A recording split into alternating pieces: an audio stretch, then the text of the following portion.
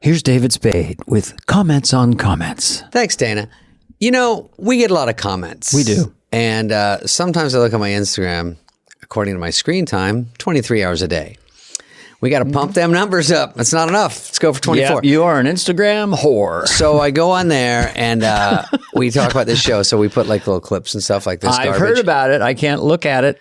Dana doesn't look at it a lot. And I look at it on mine. And most of the comments are very nice. Sometimes they just say we look the same. Fine, we do look similar. But does it need to be every single comment? Look at the fucking other comments, commenters. Look and say, that guy sort of covered that. Yeah. You read down 500, they look the same. Go, what am I going to do? What am I going to say? They look the same. Yeah, they go, this is a safe one because 300 people have said it. By the way, don't ding me. When I look, I could see 100. Isn't he the greatest? Isn't he just something else? Let me go on. Boy, is he good looking for his age. Good Lord. And then you suck, never were funny, and then I'm dinged for the whole day. Yeah. How do you handle that? Because you look every day. You're a look-see type Instagram guy. When I have time. Which is I do all the glance. time. You get all the, David's the funniest. It is true that they jump out when it's negative, but... What's a coldie one for you?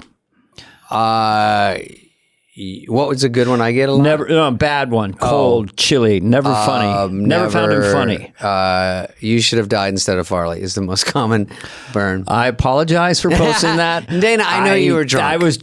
I had a couple of pops. I had a couple of pops at the Wendy's Summit. I went down to the Jiminy Cricket.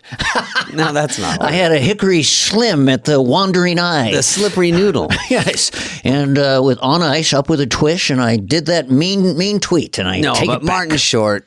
But Martin Short, never a negative thing about Martin Short. I've asked him specifically about his social media presence, and I said, "What about when people ding you?" He goes, "What do you mean? I just get all compliments." Oh. I go, "Marty, I must say, I'm very scared." We do talk to him about his brilliant Ed Grimley character, which is very interesting, and it goes deeper than some of the other podcasts would go. Yes. Because I see people cheating on us. I see people going on other podcasts.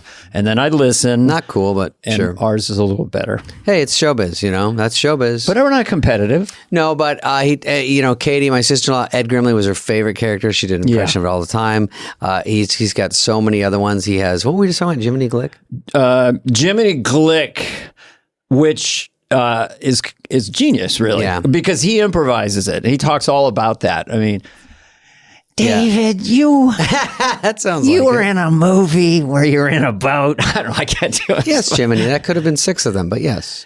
Why do people hate you? I know, Jiminy Glick is He's the rough. ultimate passive-aggressive character. Him and the church lady never did a movie. I'm just saying, for Ted Sarandos is one of my very close friends. We were cheap. Jiminy Glick meets the church lady. Writes itself. I apologize that my collar's popping today. Oh, I also have this. And I didn't know you could grow that big a beard. I mean, wait till October when it's fully in. Check back. Oh, fill it in over. I will say this salt's taking over the pepper. I can't wait to see you all burly. So anyway, here's Martin Short, you guys. We don't want to give too much away. Yeah. If I were you, I would press play and listen to this. That's all I already did. Oh, they already did? Yeah. If I were you, I would not press stop. And don't give me that 30-second forward thing, because we know and we keep track.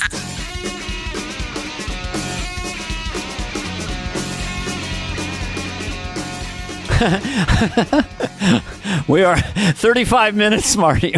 We're going fast. It's going to be so easy and so fun. Thank you, Marty.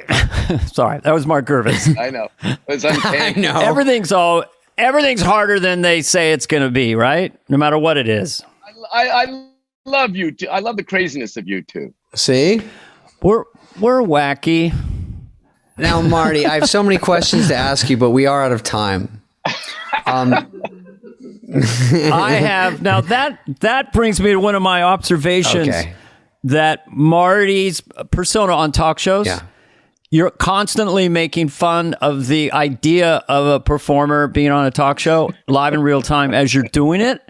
The artifice, the ego, the neediness, and you're the master of setting up. Conan, you're terrific. You were better last week, but the undercutting. And I watched you killing with that. I go, where did that come? I mean, you're the master of that thing. What is that called? Is that like a Bob Hope move? No. I think it was, the first time I did talk shows was Dave Letterman.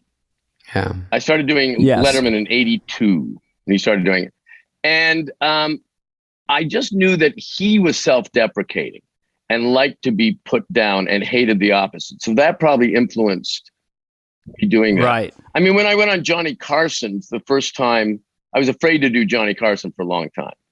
I pretended that I thought Letterman, I was hip and Letterman was hip, but that wasn't true. And when I first went on Carson, I don't do any of that.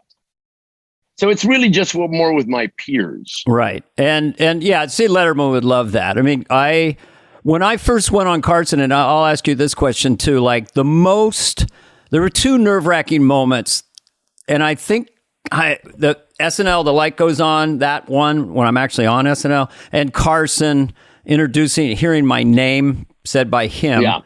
And then going out, we had analog television then, and seeing him close up with that pancake, the makeup and everything, and his giant head and his voice. How did you feel? It was completely surreal. Yeah.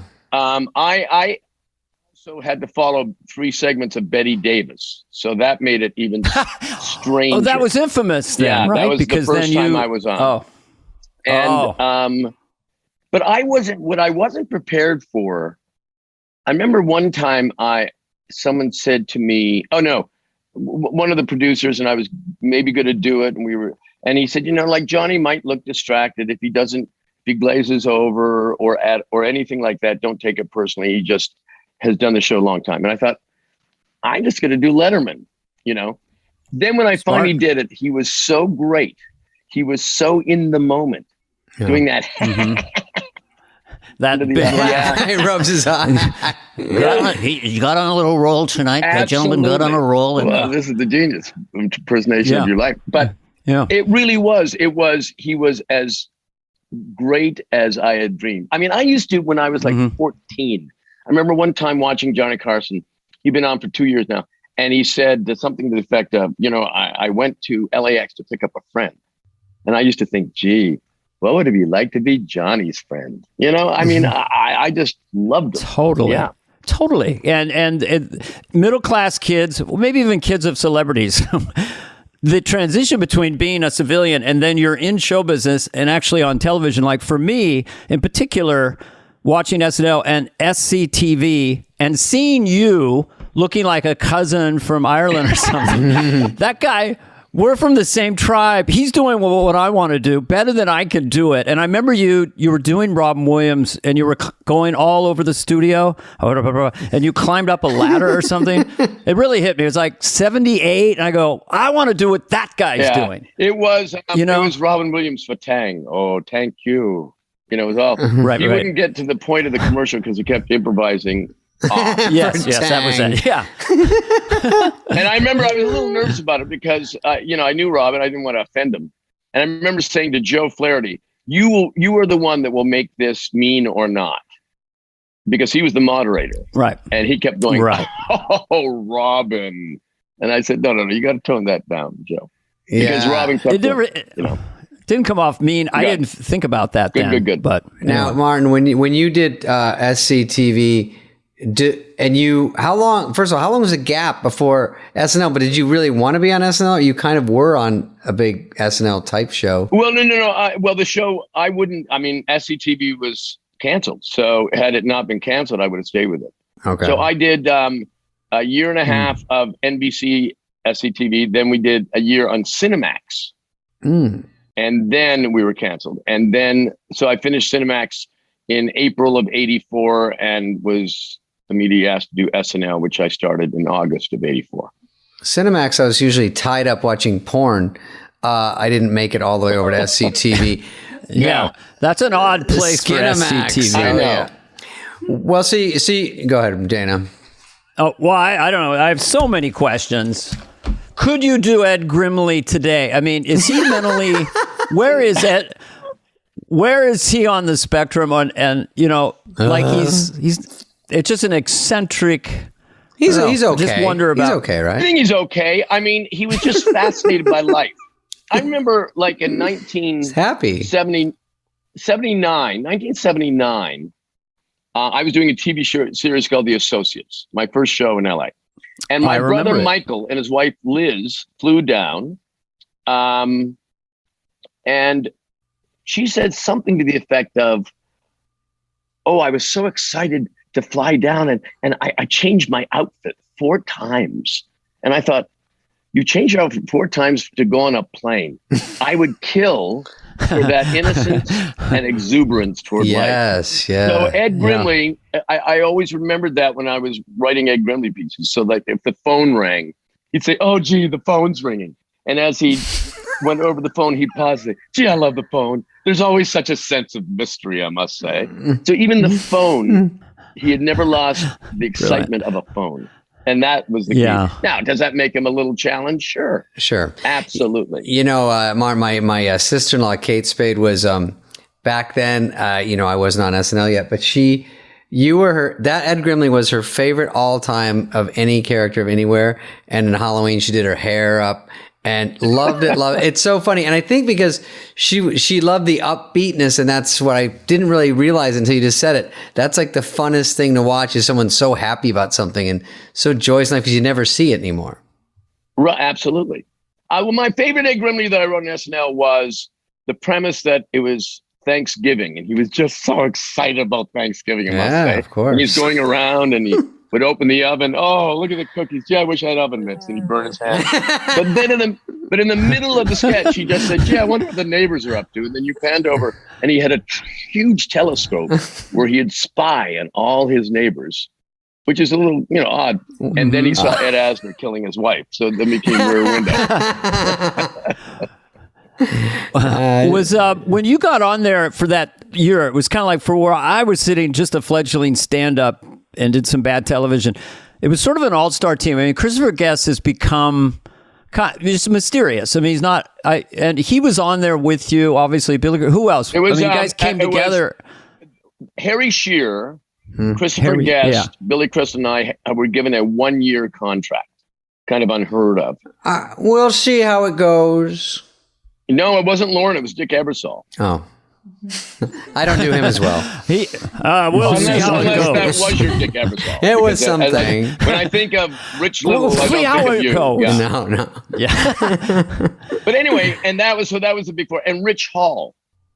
Oh wow. Maybe that was in 1 year. And had you done sketch comedy with any of those guys? No.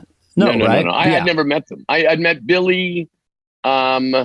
In 1980, my wife Nancy was on Soap, so I knew Billy, and I was doing another series next door called "I'm a Big Girl Now" with Danny Thomas. So we were both bringing a lot of money that year, and we were both on sitcoms. Both would end that year, of course.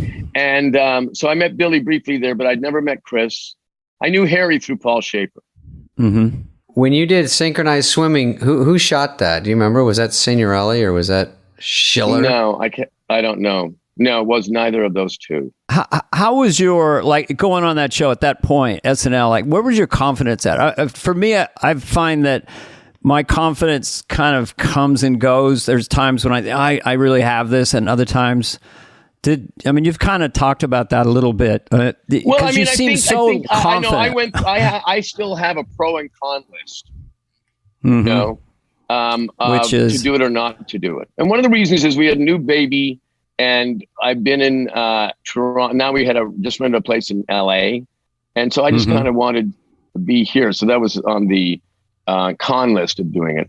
Yeah, and one of the things on the con list was, am I going to blow it? Am I going to blow any credibility I have now accumulated from SCTV by just not being any good, or not being able to crank out stuff every week? All those things that you worry about. You think you might be out of ideas or anything at that point, and then you got to start over, or was it the combination of all of us working together? The cast of SCTV.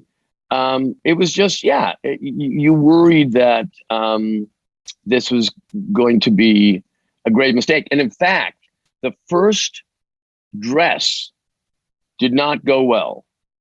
And I knew that there were a lot of eyes in that first episode because of the four of us. And my wife, Nancy, came around 11:10. And I said to her, this It was a disaster. And I wasn't kidding around. I said they should show another like a rerun repeat from last year because we're not ready. And she was devastated.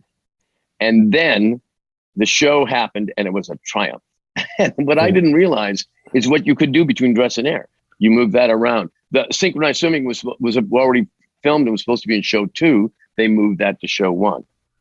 Smart. And it was suddenly, and I remember Nancy was saying, "You are such an asshole for putting me through." I said, "I swear to you, I just learned something." You know? Many nights I would think that it's not going to go on tonight. Yeah. It literally, this will be the night. It's not happening. We're going to show a rerun. I'm sorry. It's 10:55. Lauren is giving, in very detailed notes, and they're going, okay, they'll go in there. They'll go in there. So it's always, like he says, it's a miracle it goes on. But I remember that year as being such a fan of, you had some incredible sketches, the 4 of you together. Yeah. I remember Harry and I, the first 2 sketches we wrote together were lifestyles of the relatives of the rich and famous and synchronized swimming. And we shot synchronized swimming somewhere in New Jersey, and we're going back on the bus, the crew bus. And I said, no, we hadn't been on the air yet. I said, "Harry, how do you think we're doing so far?" And he said, "Well, all I know is that in this time, these 5 weeks in LA, I would have had a meeting or 2 about 3 ideas that weren't developed and nothing would happen from them. So at least we're creating product." So that was where we were. That's at the bottom line. Yeah. It's sort of the good and the bad. Like, you do a movie and you got to wait a year, and it's like, to me, it's never soon enough. Anything we do, you're shooting a TV show, it doesn't come on for months. And then SNL is almost too quick. You're just hung over from the show and the after party, and then they're like, "Tom Hanks this week," and you're like, "Fucking A. We just finished last week." And you go, "What are your new ideas?" I got that blank yellow pad because no computers back then. And so you're just like staring at the wall going, fuck. And a lot of our hosts were like leading men type, were very similar. So it's hard to think of new ideas unless you have something new looking or someone's got a real quirky thing about them. Of course, if you're a shitty writer like me, so I just blank out and then I wait and hope to do a weekend update. When I came on, they told us, and I don't even know if Dinah Minot was one of Lauren's lieutenants. Well, it's only got an 8-show pickup for the first time in the show's history. That's what we were told. Oh. That Bernie begged Tartikoff to give Lauren one more chance for dignity's sake. We had an 8-show pickup. Quote, "If you don't hit the ground running, we're out of here by Christmas." So wow, I never heard that. That's amazing. And everything I ever did got canceled or was never made. Every pilot, the Mickey Rooney Show, Blue Thunder. I did a movie with Burt Lancaster. I could have predicted the Mickey Rooney Show. But go on.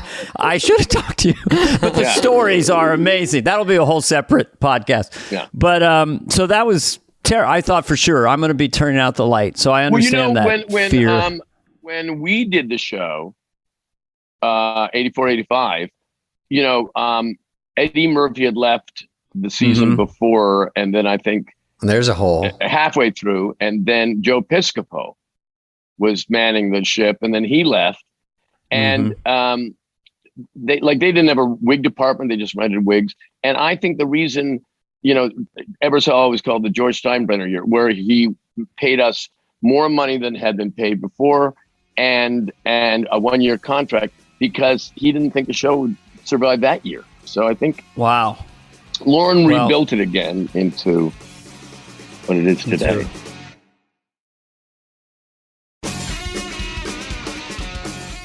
Oh yeah, what'd you make at the beginning, Dan? I made 4,500.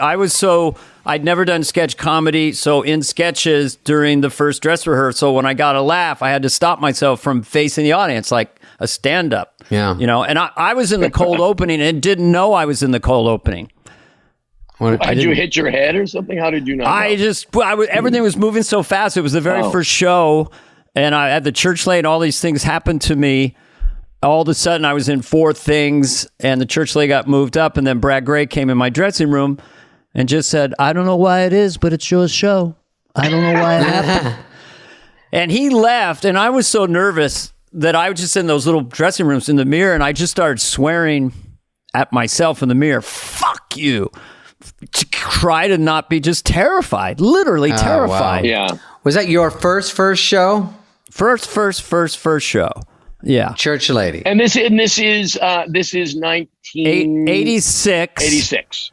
I was playing a pizza parlor literally in July doing stand-up. And then I was at Lorne Michaels' house for 3 weeks. And then I was on the show. It was all completely surreal. And Phil came in with me and Jan Hooks, and we were in the cold opening. So I was with two really great sketch players. They're great. And they were great on Church Chat. So they were, well, it was so awesome to be in sketches Jan with Hooks, Phil. everyone, raves about and is revered, but not as good as anybody, but not 1/8 of what she should. Yeah, because she was the funny. I mean, she played. We did a movie together. Jiminy Glick, and she. But we also did this very cool special, like in '96, and called the show formerly known as the Martin Short Show. That was the special. Yes. And she played Brett Butler. She was on fire genius. Yeah. Oh yeah. And there's sketches where she was dramatic, all of a sudden in a sketch, and very super real. Yeah. And she was such a vulnerable spirit and so fucking funny. She was so funny. I remember in Jiminy Glick and Lana, we it's improvised, and we were doing this scene, and she's talking. Elizabeth Perkins said something about her husband kept blow up sex dolls. Her husband needed it. That was it, about 5 times a day. And Jan said, "Oh no, you got to get a blow up thing." I mean, I've had 4 kids. Fucking me is like fucking a purse. And you just saw Elizabeth Perkins shake and bring the glass up so she wouldn't laugh. And I, of course, my next line went, "Dixie, remember we discussed the word mystique?" Yeah, she was something else. She was something. She did Attitudes. Remember Attitudes? Anyway, Sweeney Sisters. But when I started, when you came over from SCTV, did they have a thing? Because when I was there, you wrote your characters down and you could bring them to the show, but they owned everything you wrote from then on. You were allowed to bring Ed Grimm. Did you bring other stuff over from SCTV? No, if there was a rule like that, no one mentioned it to me, because I think I would have said, "Shut up! I created this. I'm doing whatever I want." And I knew that Andrew Alexander wasn't going to sue me from SCTV. He wasn't going to sue me, so I just did it. And then when I left SNL, like I created a character Nathan Thurm or people like that. I did it in other specials. No one's ever mentioned this to me. I think it'd be weird if Lorne would call people out on that. I think it just they changed the rule later, but it wasn't when I first got there. Yeah, what was yours? You could bring in your characters, you would own them, and then I don't know why, but I ended up selling Church Lady T-shirts, and then Lovett said to Lauren, Dana's making a lot of money selling T-shirts, which I wasn't.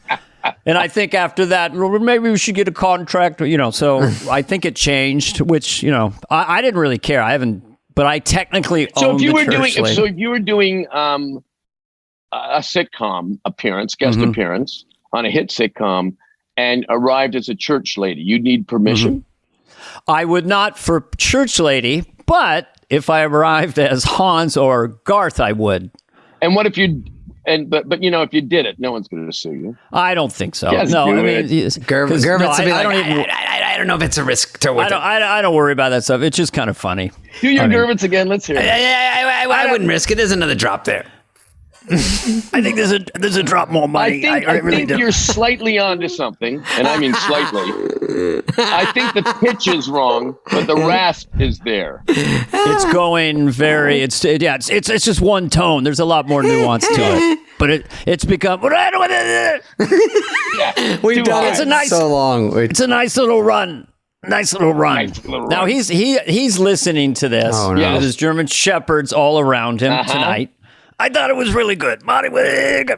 Yeah. We love. We just. Listen, who is your? Listen. You do your Lorne. Do you have a Steve Martin impression? I can't do Steve. Steve's hard. I'll do David doing Steve. well, excuse me, too high pitch. Can you do Selena?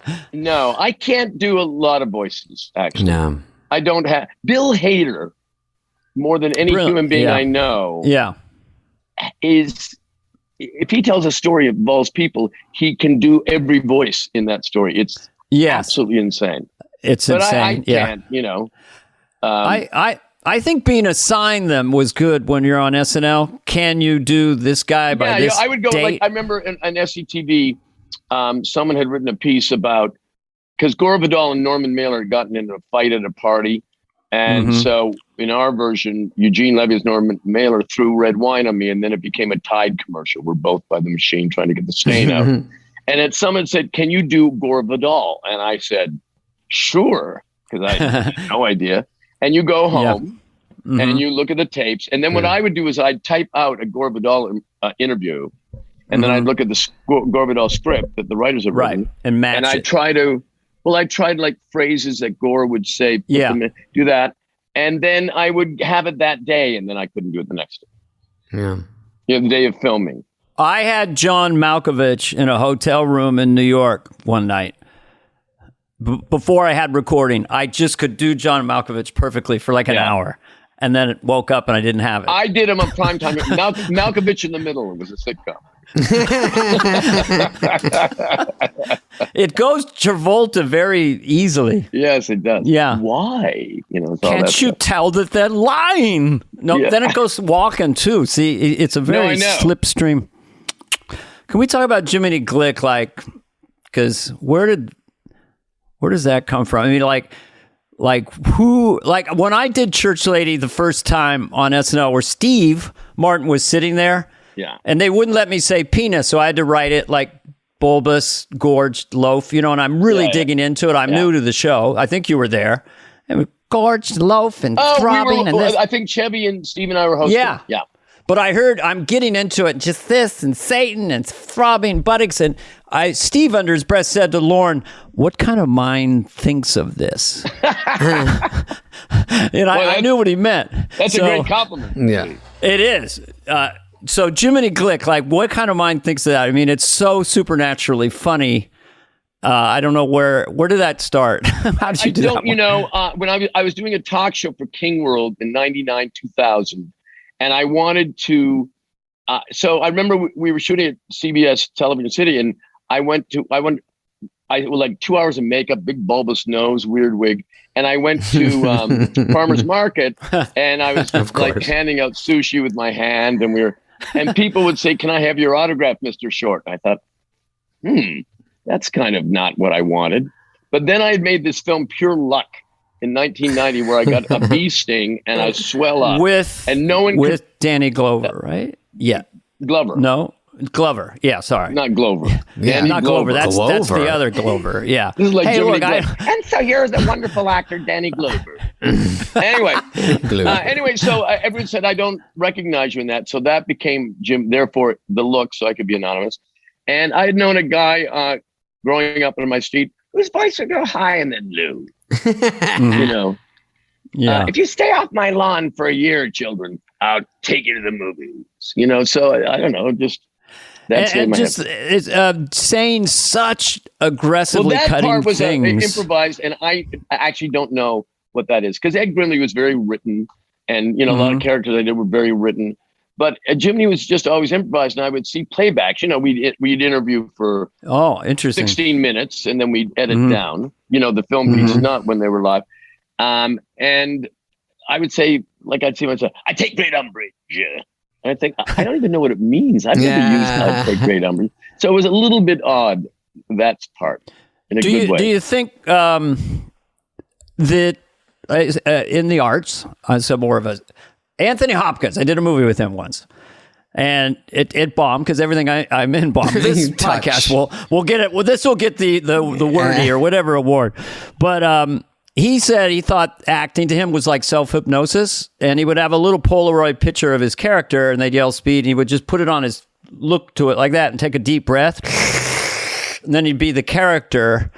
So it seems like when you were doing Jiminy Click and improvising like that, it was it a kind of a form of self-hypnosis where you look at it later and go, you're in such a zone? I don't know. Does this sound too processy? I don't know. I certainly wasn't doing the Hopkins trick. Yeah. You didn't have a picture. And nor did Ally McGraw. I mean, look, everyone has their own approach to great acting. But I would say, Anthony Hopkins also said that the first thing he does is he reads the script 100 times or something. Or 200, yeah. I read it 500. Yeah. You read it 500? Yeah, and then I go, I still don't get it, but I'll do it. And Gervitz goes, I think you should do it. I mean, you have no other offer. That wasn't Gervitz. That was horrible. Yeah, a little rusty. Let's hear your Bernie. Dana, let's hear your Bernie. I don't know if I have a good Bernie, really. He's got Brad. Nobody fucking knows nothing. Hey, kid, it's just show business. Martin, those... Bernie was the last of the great manager. Absolutely. I mean, in terms of a character and the way he talked and everything. Oh. You're going to be a star, kid. That guy. And he was so lovable. Yeah. He was the greatest. And when I started SNL, those guys got, that Brillstein company was a big churning out SNL. So when I signed, it was like, I didn't really think I'd be on SNL, but I loved that they had all these people I loved. But when I got on, I think my first one was a writer. I didn't want to be a writer at all. They saw my stand up. I didn't do that great.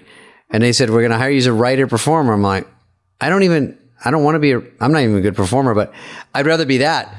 And then I don't know how to write for people.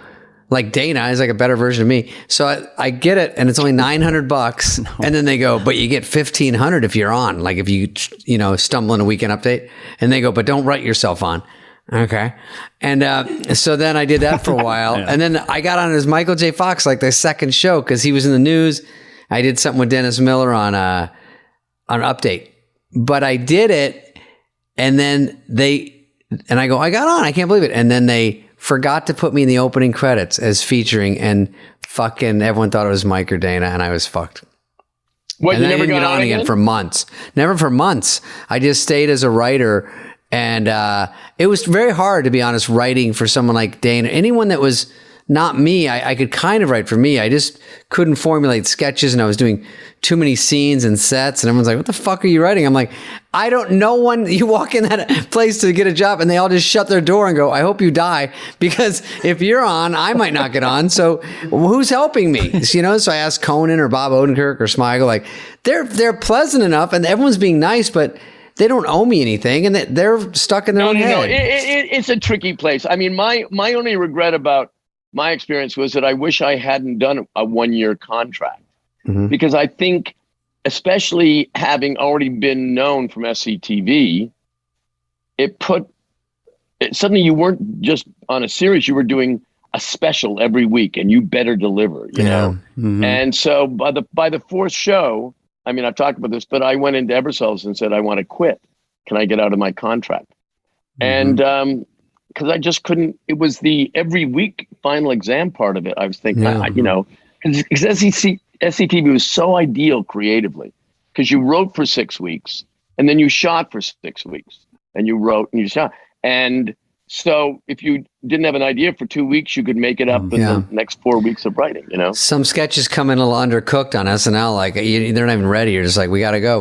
Like, let's do our best. For me, it played to my ADD, I think, and procrastinating nature, to have those hard, fast things coming at me and kind of not taking it as seriously, not having time to ruminate about stuff and think about it too much. That was the upside to it. But the downside would be like, we didn't get it together and it bombed.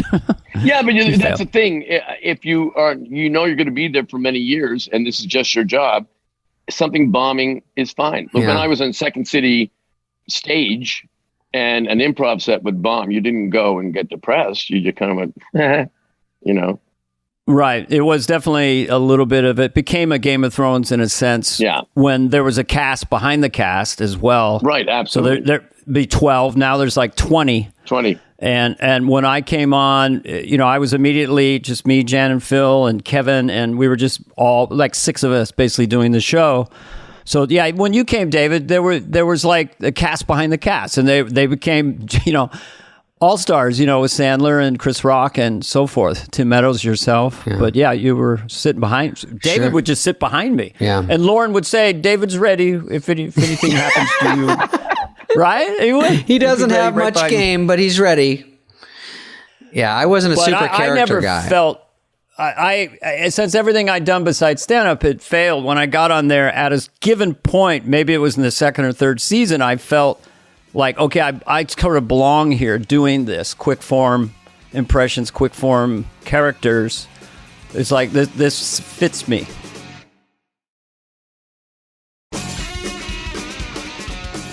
But wait a second. When did you become a star on the show? Yeah, Dana. Dana just said you're agreeing you're a star. Go ahead. I would say... No. But he did become a star. So when you're a star, you're an inevitability. You don't think you're going to get fired. No, I think that I think the first 60 to even 80 shows, I was, not as confident as I would become. Wow. I think that so many things that were out of my control, being invited into Wayne's World, that started its journey.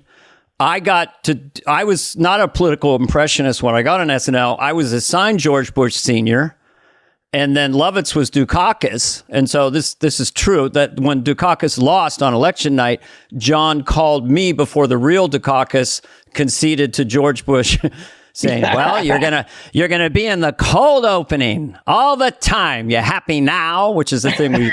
But Dana, we always say, you happy now? I think also, Dana, you might not, if you knew what you knew now and you saw your first show where you killed in 4 things, you'd go, that guy's fine.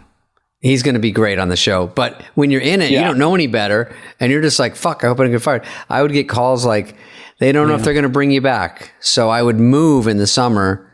And then 2 months later, they go, all right, they'll let you come back, but you better really step it up. I'm like, it's just so stressful. And then at the end of the year, they don't know if they're going to bring you back. They don't know if it's clicking. So I'd have to move out. And they go, all right. And I'm like, God damn. It's very tough. I'm just wondering if Marty had stayed with the show and then he became a part of our cast. Would have elevated us. Would have been faster huge. And higher. I would have been part of your cast. In fact, Lauren, I remember meeting with Lauren. I have this kind of Rain Man memory for dates and things. But it was July of '85, and I went to Lauren's apartment and to discuss this Western that he was, Three Amigos, that he and Steve and Randy Newman had written. But he also still hadn't decided and was contemplating whether he should return to SNL. And he would say, I remember him saying, now if we did it together, if we returned, I said, no, I'm not. What are you talking? I'm not I'm trying to get you. I'm not doing SNL. I thought we were here to talk about how could I do a movie, a Western, and be an SNL? And Lauren said, it's called scheduling. Yeah. Did Lauren write on Three Amigos, by the way? Yeah, the credit is Steve, Lauren, and Randy Newman.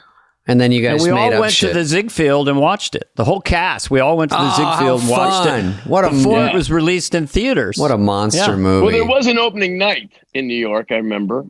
Maybe that's where we were, or it was at a screening. But that would have been interesting to have had you on the cast. And obviously you guys fucked around on Three Amigos, right? It's made up shit. Yes. Yeah.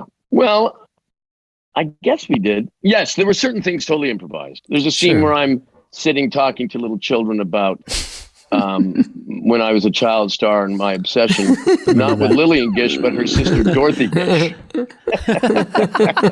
And they can't speak English, and I'm saying, and when Dorothy Gish said to me, "You've got it," it meant something. All that's you're improvising. Yeah. It's one of those movies that's gotten bigger and brighter as time's gone on. Absolutely. We were second to Golden Child. The Golden Child. Oh my God. Yeah. Yeah. No one's talking about that right now, even though it's a good movie. But Three Amigos hung in there. Also, what about Big Picture, Dana? Real quick. Big Picture was what year? Big Picture, yeah. I didn't really get. I got the Hollywood references. And I was like, "Fuck!" You were saying stuff like, "Listen, I've read most of these scripts almost all the way through, and what I think." And I'm like, "Did he just say most?" I was like, "How fucking good is this guy?" It's so funny to me because I was sort of newer, but I'm like, goddamn, this is so fucking funny. The big that was awesome. we shot that in '88. It was released in '89, and I worked 2 days in that film. Oh, are you serious? And you stole that shit? Oh my god. Well, and I remember we dyed my hair. We sprayed it, we curled it, and it made it red, like Lucy. But then we had lifts, so it was like that. Oh wow! And I remember but there wasn't a wig because we were just creating it that morning, so it wasn't a wig. So the next day I had big welts here, so I couldn't have tape? What do you do? They were doing that. They're pushing it up. And it was like big plastic things. Anyway, there were welts. And I remember Chris said afterwards, like a month later, what we should have done is that the character should have had big bags the first scene, and the second scene, no bags, and never explained. Never explained. A quick tuck. That was you must love that. That was such a great one. That was fabulous. Yeah. Now, what's it like? Because I guess I don't know how many hours we get to go, but Only Murders in the Building. Like, what does that feel like for you? Now, I mean, it's such a cool giant hit, and here you are again in a big television show with your best friend, cool which people, I want to ask you about. It's actually the idea. I mean, I was talking to Steve today, and I said, Steve, can you imagine if, like, when we were shooting last January, I'd said, hey, you know what?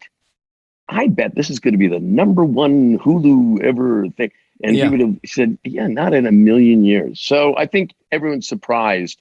I remember seeing a Johnny Carson, like from the 70s, and Tony Randall was on.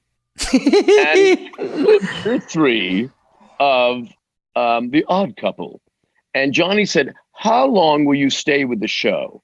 And Tony just stared at Johnny and said, that's the dumbest question I've ever been asked in my life. I'll stay with it as long as it is a hit. John, hits are few and far between. I will never leave a hit. And it's true. So hits true. are like flukes. They're flukes. You got to know that in a career true. where if you start out on Friends or you're a child star, let's say your first job is Friends, one of those people. Right. And it's so big and you just don't know it's not going to go away, which I'm not saying it did for them, but any show like that, you start off on top of the world like a child star, and like child stars are worse. It is plummeting. I mean, it's a free fall after that. Like you're like, wait, where is everybody? I just thought it would be so easy. I've been caught up in that. You do a sitcom and you go, I don't want to do another one for a year. And a year later, they're like, who the fuck's this guy? And you're like, I'm the guy last year. Remember you wanted me to do anything. Yeah. And then Steve said when he did The Jerk, which was a massive, massive hit. Massive. Yeah. And then he thought, this is simple. Every film I'm going to make, I guess, is going to be this kind of hit. And the next, 3, no one saw, So but I agree with you that when you're young and you're in that first hit, it's almost better to be in a hit later on so you understand how showbiz works, Right. And the nice thing is that, things that fail, people don't really see. So when they just think of your resume or me or anybody, they just remember, that thing and that thing and that thing. Every once in a while, someone will come up and mention a movie I was in. My wife and I have a running gag for my short-lived movie career. If we're watching a movie and it's really bad, I go, this movie is so bad, I could be in it. But, in the end of the day, it's just really the chemistry, as they say, you and Steve, I mean, this and your stand-up act together and all this coming together in these last few years. I mean, but it must be, it's so fun to work with your friend like that and make all that money. It's absolutely true. No, it's true because we love the hang. We have a riot on the set. We like a very loose, funny set where there's a lot of jokes and the crew's laughing. Yeah. And Selena, as it turned out, was exactly the same way, like that kind of set. But Steve and I will literally, and listen, I have an objectivity. It's a beautiful thing that we'll finish. He'll be really excited when we finish at the same time, and then he'll arrange the driver so we'll drive just into his car and drink white wine on the way home. And then we'll park in front of his house and talk and finish the bottle of white wine. Fun. Jeez, that's like a show in it. It's a long way from the Eagles, Well, I saw your show at Santa Barbara. It was so great when you guys go on tour. It is. I go on tour. I did 9 dates with Sandler and like Norm and Schneider, and we did like an SNL thing about 2-3 years ago. And even 9 in a comfortable way, 9 days in a row, by the end, I'm like, God damn, I'm not exactly Bon Jovi, but what the fuck? Does it get to you, the road? It's kind of hard, It's no matter how easy they make it. We'll do the most we've ever done, maybe, is 4. Oh, good. Okay. Yeah. Like we just did last week, and we were in Nashville and Richmond, Virginia, and Columbia, South Carolina. We did those 3 in a row, but the next ones will be in March or something, You can really get tricked out by playing casinos. I was doing one with Dennis once on San Bernardino, and there's got like 1,000 seats, but everyone's in the bar right before the show comes out. So the show starts in like 90 seconds, and I go out there with Dennis. Of course, Dennis, Christ sakes, Carvey, is it over? Are we done now? Jesus, 3 Dog Night, what are we here? All right. But then they came in with... Yeah. But, Dennis, my IQ goes up when I do Dennis because of his the references and amazing. But yeah, I always say with Dennis that at one point he'll be in his 90s. Carolyn will come in and say, Dennis, the last person that would ever have gotten one of your references died. All right, Christ's sakes, hanging with the Mart Cat with Spudley. Okay, every doing time a little putty cast. We do it. Right? We do gigs. Me and Dennis. He goes, "Hey, can I go first? I got to get out of here." I go, "We're on the same flight. You got to get out of here. Where do you got to go?" He's like, "Just let me go first, Spade. Come on, I got you on SNL." I go. By the way, he gets anything he wants with me because we're all buddies. And the last gig I did with Norm was me, Norm, and Dennis, and they both go. Norm goes, "And then can I go?" I go, "I have to follow you two assholes. It's too hard. You're too good." Did I ever tell you that Norm Macdonald hosted the Canadian Screen Awards maybe 4 years ago? And the Canadian Screen Awards is the Emmys and the Oscars in one evening. Oh. The CSAs, right? And Norm was the host. And I was in the audience. I was getting this thing. And he comes out, and this is his opening joke. So I was flying up here. And I was at LAX, and I ran into my friend Chris Rock. And Chris said, "What are you doing?" He said, "I'm about to go to Toronto. What are you doing?" And Chris said, "Well, I'm real excited. I'm about to host the Academy Awards. So why are you going to Toronto?" And Norm said, "I said, oh, just to visit some family." And that's his opening joke for the Canadian Screen. And then his next one is, Canadian television is a lot like the Northern Lights. We know it exists, but we've never seen them. And he's, I love this cadence. I love Norm, the way he kind of creep up on a line, just that rhythm of his. But yeah, another Canadian. There you go. Mike Myers. You can't keep. Everyone thinks I'm Canadian. I run into him. I go, no, Missoula, Montana. I'm 100 miles from Canada, but my wife's a Canadian citizen, born out Peace River. Oh, really? But Canadians, yes. It's very weird. People used to say all the time, like I'd be doing a CBC interview, and what is with all the Canadians? Is there something in the water? And I'd say, no, it really isn't. I don't think there's any, boundary to the arts. Yeah. But then people just kept coming.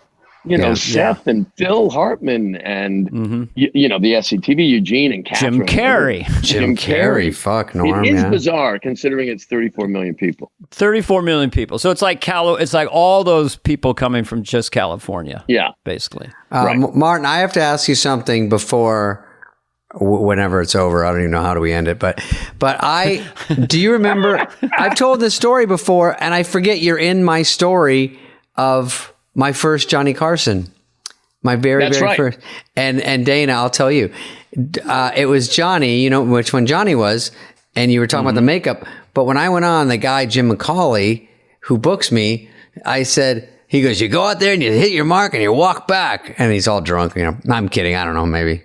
And he goes, and I go, okay. And he goes, there's a little dot in the floor. And I go, got it. And he goes, do your shitty act and get out of here. And I go, all right. He's got to get over to the Copper Penny across the street. So anyway, I go, all right. And then I go, what if Johnny invites me over? I've heard stories. And he goes, he won't. Go. And I go, okay. Well, I guess it's already been decided. But I'm new and scared. So I walk out there. I got like a cable crew sweater on that I didn't even know what to wear. It's the middle of August. So I go out there, beep, bop, boop. I do. And all I can think of is, the floor is so black and shiny. I've never been on a TV thing. I've only seen the show that way. And so now I'm seeing the cameras and shit, and I'm terrifying. All I think about anything but my act. I'm like this. I go, what's going on here? And then I go, oh, and he's kind of behind, so he's really not in your eye line at all. And so I start to do my act. I do it, and Martin's next to him. He's the guest. So I see later on they're laughing and being nice. And then I leave and I go, all right. And I turn as a robot, as I was told, meet mop, to walk off. And then Martin or Johnny, and I think Martin says, oh, he was funny. And Johnny goes, yeah, let's have him come over or something. Oh, Martin. And then you both watch me leave. And then he goes, he's too nervous to look. Okay, bye. And I just left. Yeah. And then Jim McCullough goes, you dumb fuck. He invited you over. I go, you told me. Yeah, that's right. Ow. So that's right. We had talked, I leaned over and I said, boy, he was hysterical, wasn't he? And Johnny was laughing through the thing. He went, yeah. And then you just walked off. Yeah. Hilarious. I don't think anyone had walked off after being invited over. It's so, I went in the back. Years. He came by my dressing room though. I took my sweater off. I was setting BO fucking records. I took my sweater off. I was just in my pants and my fucking skinny twig body, and they knock on the door, and I think it was him and Doc or something. And he goes, and I had Pepto-Bismol in my hand, and I go, yeah. And he goes, I just wanted to say good job. You didn't come. And I go, and he goes, Pepto, I'm trying to quit the stuff, and walked away. Got a laugh and walked away, and I was like, I don't think that Johnny ever forgot those early days and those early struggles of comics. Yeah, very nice. Yeah. Mm-hmm. And he had great empathy for him. And thank you for laughing while I was out there. You are etched in my memories as part of it.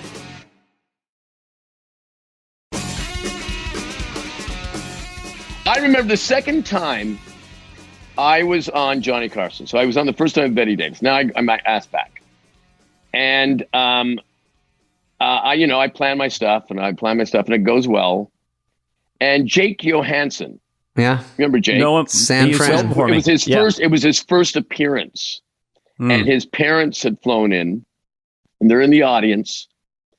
And so then I do 2 segments and then they go to commercial, and then Freddie DeCordova comes over and is talking to Johnny, and they're talking. And I had been, Jake and I were both with Rollins and Joffe, so I knew him. We were talking before. Anyway, Freddie turns to me and says, do you have another segment? And I said, whoa. Yeah, I have stuff we didn't hit. But then I said, but if that means you're cutting Jake is really, really funny. And the 2 of them looked at me like I was like out of Bellevue. Like, what? Who did you just say something to us? Wow. And I did the 3rd segment and they cut Jake. So that was bad. But in the 3rd segment, Johnny did this thing. So I'm here and I said something and he laughed. And then he looked at me. He looked out and said, you're a funny guy. And by the time I got home, I had been taped on VHS because I went to a party after. And I must have rewound that moment of Johnny going, you're a funny guy, 18 times in a row till I jammed the tape, because it was like my whole life and being a kid in Hamilton and watching him and just watching show business. Wow. Even until that moment. I don't know why it struck. And that's the power that he had over someone in comedy. Dave Letterman has an hilarious story where I won't name the manager, but his manager. So he's on the spot. It's his first appearance. His heart is beating. He realizes this is everything he's ever dreamed of. His whole life is before him. They're saying 20 seconds. And his manager came over to him, started picking lint off his coat and said, Robin got Popeye. Wow. And David Letterman. Jesus. I don't know. I had a weird intersection with Johnny in that I did him on the show and I'd done appearances with him. And then that became, unfortunately, there was one sketch that was a little cruel. I didn't write it, but it was the funniest sketch I maybe have ever seen in my life. Phil That is correct, sir. Peaked in the 70s. Is that the one? Felt yes, old reference, lost on younger viewers. Yeah, I felt when I did that it was so supernaturally funny to me that it was really my first time on SNL where the audience didn't really matter because I had Phil there and I'm able to go, gentlemen, joins us. For those of you at home who don't know, you're watching a television, that kind of thing.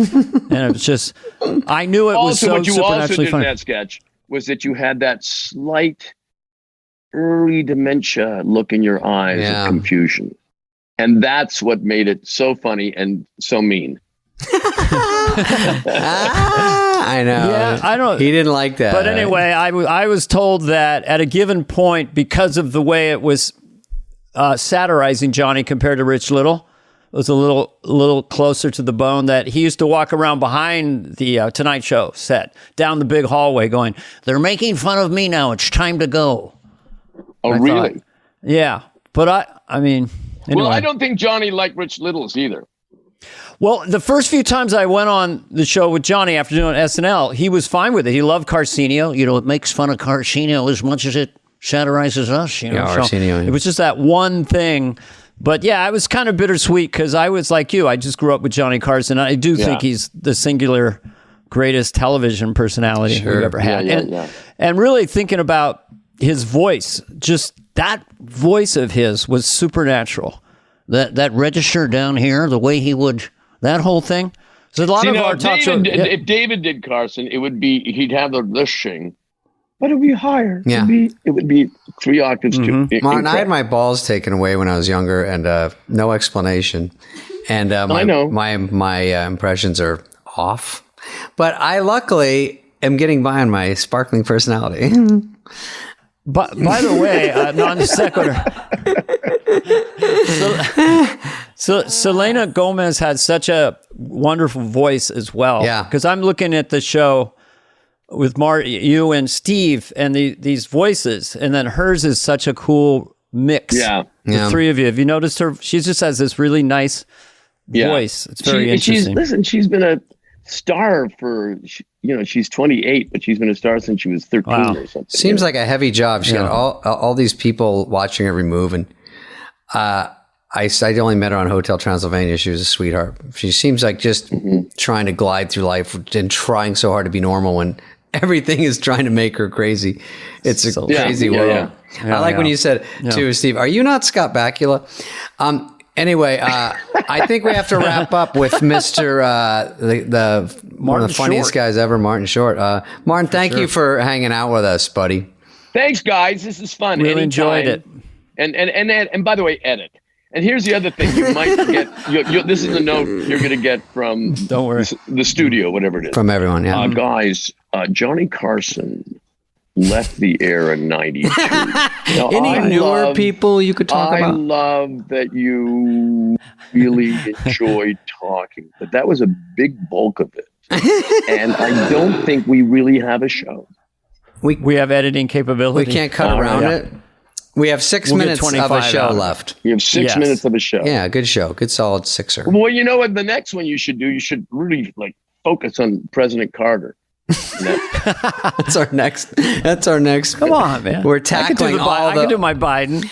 Oh yeah, he's got Biden shit. We didn't even get to that far. Oh, let's see a little Biden. Come on, during the credits. Let's get real. My dad lost his job. No joke. I'm not kidding around here. Come on, that's folks. The best. Let's get real. Number one, the one part. Number two, what the guy said. You know the drill. Is there a crisis at the border? No, there's no crisis at the border. How do you know? Because it says so here on the piece of paper. No crisis at the border. It says the people. Fantastic. Now we can go. Now thank you. Now we can go. All right, guys. But I like the Carson stuff. All right, bye. Bye, guys. Pleasure. Miss you already. All right. Bye-bye. Leave meeting. Go. Hey, what's up, flies? What's up, fleas? What's up, people that listen? We want to hear from you and your dumb questions. Questions, ask us anything. Anything you want. You can email us at flyonthewall@cadence13.com. Ask me anything. Ask me anything. That's like Wayne's World, I suppose. Can you sing it? Ask me anything? A little jingle? I can do it like this. My money don't jiggle jiggle. It bold. That's the only song I know That's now. pretty good. Ask me anything. I don't care what a thing. What you go, had a game. I'm a wearing bling ding. Jesus, Okay, that's pretty good. Pretty good. Got in the hood. Okay. I do what I should. I'm a rhymer. I'm a rapper. It's just a. I'm getting some morning wood. Go ahead. Hello, gentlemen. Here's someone who asked us anything. Hello, gentlemen. My name is Christopher Neil Walker. I'm a new fly from Melbourne, Florida, and loving the podcast. Florida. I had something of the Dale Hammond episode that really intrigued me. You both admitted he's from Australia. You know why I'm doing that? No, he's from Florida. Oh, Melbourne, Florida. Fuck me. Yeah, well, I'm a Trump supporter, and I'm a fucking. You switched it. I just saw Melbourne. Okay. I'm going. just thinking of what a Floridian would talk like, you know. No, Australia's easier. I retired in Florida. My name is Christopher Neil Walker. Oh, boy. No, I won't. Okay. That's all right. Go ahead. So I'm a new fly. Yeah. So he heard we can't sing. He heard the Daryl Hammond episode, and it intrigued him because we both, Daryl and I, said we can't really sing. That he says, quote, that kind of blew my mind thinking about the amount of control Dana has over his voice, being able to speak like McCartney but not sing like him. Why? I think they meant me and you admitted I can't sing. I cannot for sure. Even my mom told me because I did karaoke at my birthday. She goes, Davey, I did Home Sweet Home by Motley Crue, and it was so fucking rough. And my mom goes, Davey, everyone's going to say you can sing. You cannot. And my mom was my biggest fan. It was crushing. Well, can you just sing a little bit for America the Beautiful? Just give us the first line. America. Money don't wiggle, wiggle. I got a time on my side and I go on Nevada. So that's a TikTok song. Well, he was like, McCartney sings it different ways. If I do, she gives me all my love. That's all she do. But now he's rougher like this. We towed the line. We knew where we were going. We were suffering. What song's that? I made it up. Oh, well. Your day breaks, your mind aches. So you think you can sing like McCartney, but you can't sing in real life? Can you sing in real life? I don't think I really can unless I stylize it. It's like, she chopping broccoli. If I hit it in a comic way, I'm better. She's cold as ice, paradise. But if I'm trying to sing, I'm not a real singer. Like Lovitz has pipes, which he loves to remind me. You can't sing like I can. John has a real voice, and Anna Gasteyer had a real voice. I'm sort of I don't know. What song would you like me to attempt? Well, I know what you're saying. Like, I can't sing, but if you're sort of pretending to sing like someone, if it's Tom Petty, you go, listen, can you see, baby would marry me. Sure and pull the cock. Give someone else a try. You know what your step? Or you gonna get hurt yourself. Someone gonna tell you lies. Now, do Mike Tyson doing the same song? Don't you want that son? And I'm going anyway. I'm so scared. I forgot which one I used to do. Tom Petty. That's funny. But Paul would just say, you just hit the notes. You play a note, you sing along, you see what happens. It's not a problem. But, people say a lot of things. But, Paul has to sing songs he wrote when he was 18. But he does an incredible job. Well, he's fucking one of the best in the world. So it's easy for him to go. He's a freak. He's a boy genius. Yeah. Like Lauren said to me, he's Mozart, who apparently wrote more great melodies than anyone in history. Mozart did? Yeah. Did he ever host when you were there? He was a cast member for one season. Yeah. Dude, I think McCartney was there when I was there. Mozart sounds like a rapper. Couldn't deal with it. But yeah, we can't sing. We're going to wrap this up. We can't really sing. I can sing as Neil Young a bit and Paul McCartney a bit, but no, can't sing. And I don't know why. Oh yeah, that was what I used to do with Tom Petty. Well, the talk on the street says you might go solo. Well, a good friend. Or even David Bowie. What was the song he did? Changes? Change. Yeah. The Permanence. Anyone do Dylan. Yeah. My friend saw Dylan last midnight. My friend saw Dylan I got a date night. with the Fair Queen. Really? And where? Said he did the same song for about 40 minutes. And Dylan does whatever Dylan wants. Yeah, I think at that point, I think it's just turning into a magic trick. It's like Penn and Teller, because you go there and he's like, I'm going to do a song for 40 minutes until people fucking walk out, and then they don't. And he's like, this is like the longest joke. I'm just going to go in circles. And I promise you won't hear a hit. I envy musicians. We have to have a new 60. Like you just did a special. Yeah. You got to write a new hour of original material in the next 2 weeks. But the Stones are up there. Time. No. I know it's is true. on my side. Yeah, fuck It's that. like, That's come true. on, man. You know what I do? I do the So same unfair. material, but I hold the mic in my left hand. And I want to paint it black.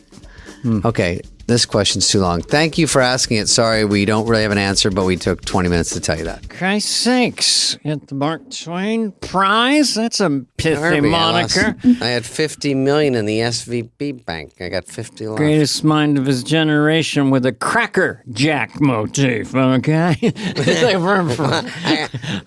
Went away with fucking Super Bowl. This is Liam Neeson. What the fuck does Adam Sandler have to do with Mark Twain? If you don't tell me, I will kill you. And I have. Dana and I are doing Adam Sandler's Mark Twain. We'll just tell the audience. We will have just done Adam's Mark Twain Award. Yes, and we're coming up and with jokes. We have to do stuff, fly out there and do stuff for him, and we don't know what to do. Dana's gonna sing a song. You could probably do it, and then we're gonna introduce Jay Leno. This was just a refrain. And Jay was great. Take me, Mark Twain, man. Mark Twain, man. Take me, Mark Twain, man. That's the catchphrase. That's the catchphrase. Don't give it all away. Probably bombed at the place we're going. No, we got to fly across country. 14 CE. Don't be scared. Don't be scared of wealth and money. Here's one will make everybody happy. She's cold as ice. You can do it on guitar too. Yeah. Paradise. And the feeling was so nice. Yeah. Cold as ice. There's a lady I know. She ordered Amazon. You have to update it. She ordered Amazon. And they delivered her broccoli from HelloFresh. She brought it home. And even though it's 2040, she chopping broccoli. She's old school. Chopping broccoli. People still have to take a sharpened object and chop the damn Yeah. vegetable. That's not from the 80s. She chopping broccoli. She chopping broccoli. She broccoli. Jay Leno is a great influence on comics. take a hint. We grew up. No, I thought it was Gover. It was great. That was I great. thought it was- We got all the chopping broccoli. Anyway, Jay came all the way in. He sat down right there. Jay Leno, 2 broken ribs and a broken collarbone. He was not a complainer. He's old school. he's the ultimate not complainer. He's a super cool He came in dude. like a trooper, and he's a great storyteller. Mhm. We had some great Rodney Dangerfield stuff. The time he opened for Bill Cosby at Harrah's. That was that was very interesting. And how Cosby was perceived at The Tonight Show. But, you know, we all grew up on Leno, and he was one of the great comics, and he knows all the SNL guys. He's had them all on the show. And he's just so tied into everything.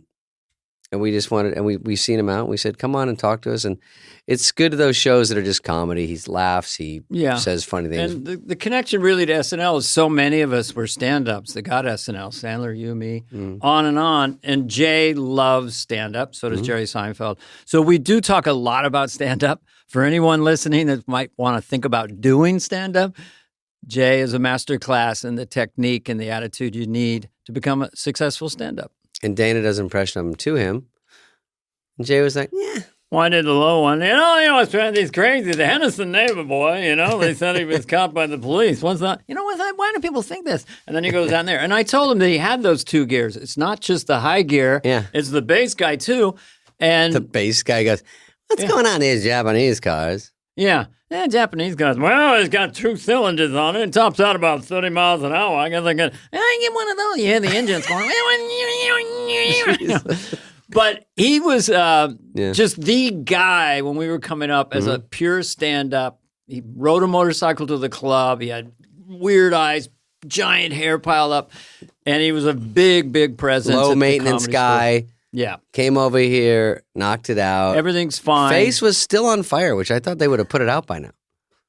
It was smoldering, but he looked incredible. He looks really good. By the way, he's the only one in show business who doesn't have a writer. That's very Jay Leno. A writer means the people are booking you. You need a Diet Coke or you need some carrot sticks. Jay has none of that. Writer. His Diet Coke, carrot sticks, Slinky, Cheez-Its, and crack cocaine. And a link to YouPorn. And a woman named Susie with a yoga mat. And a gift certificate to the Purple Nurple. That's your joke. This voice is just funny for you. It doesn't have to be Johnny Carson. It's just a funny voice. Hello. Jiminy Cricket. I read for Jimmy Cricket. You did? Yeah. Hey, come on! I'm Jiminy Cricket. Yeah, I had it perfect for an afternoon. I recorded no fool. No siree. I'm going to live to be 93. Remember he used to sing that? Yeah. He had a couple tunes. I love Jiminy Cricket. All right, here's Jay Leno, you guys. Here's Jay Leno, one of the all-times.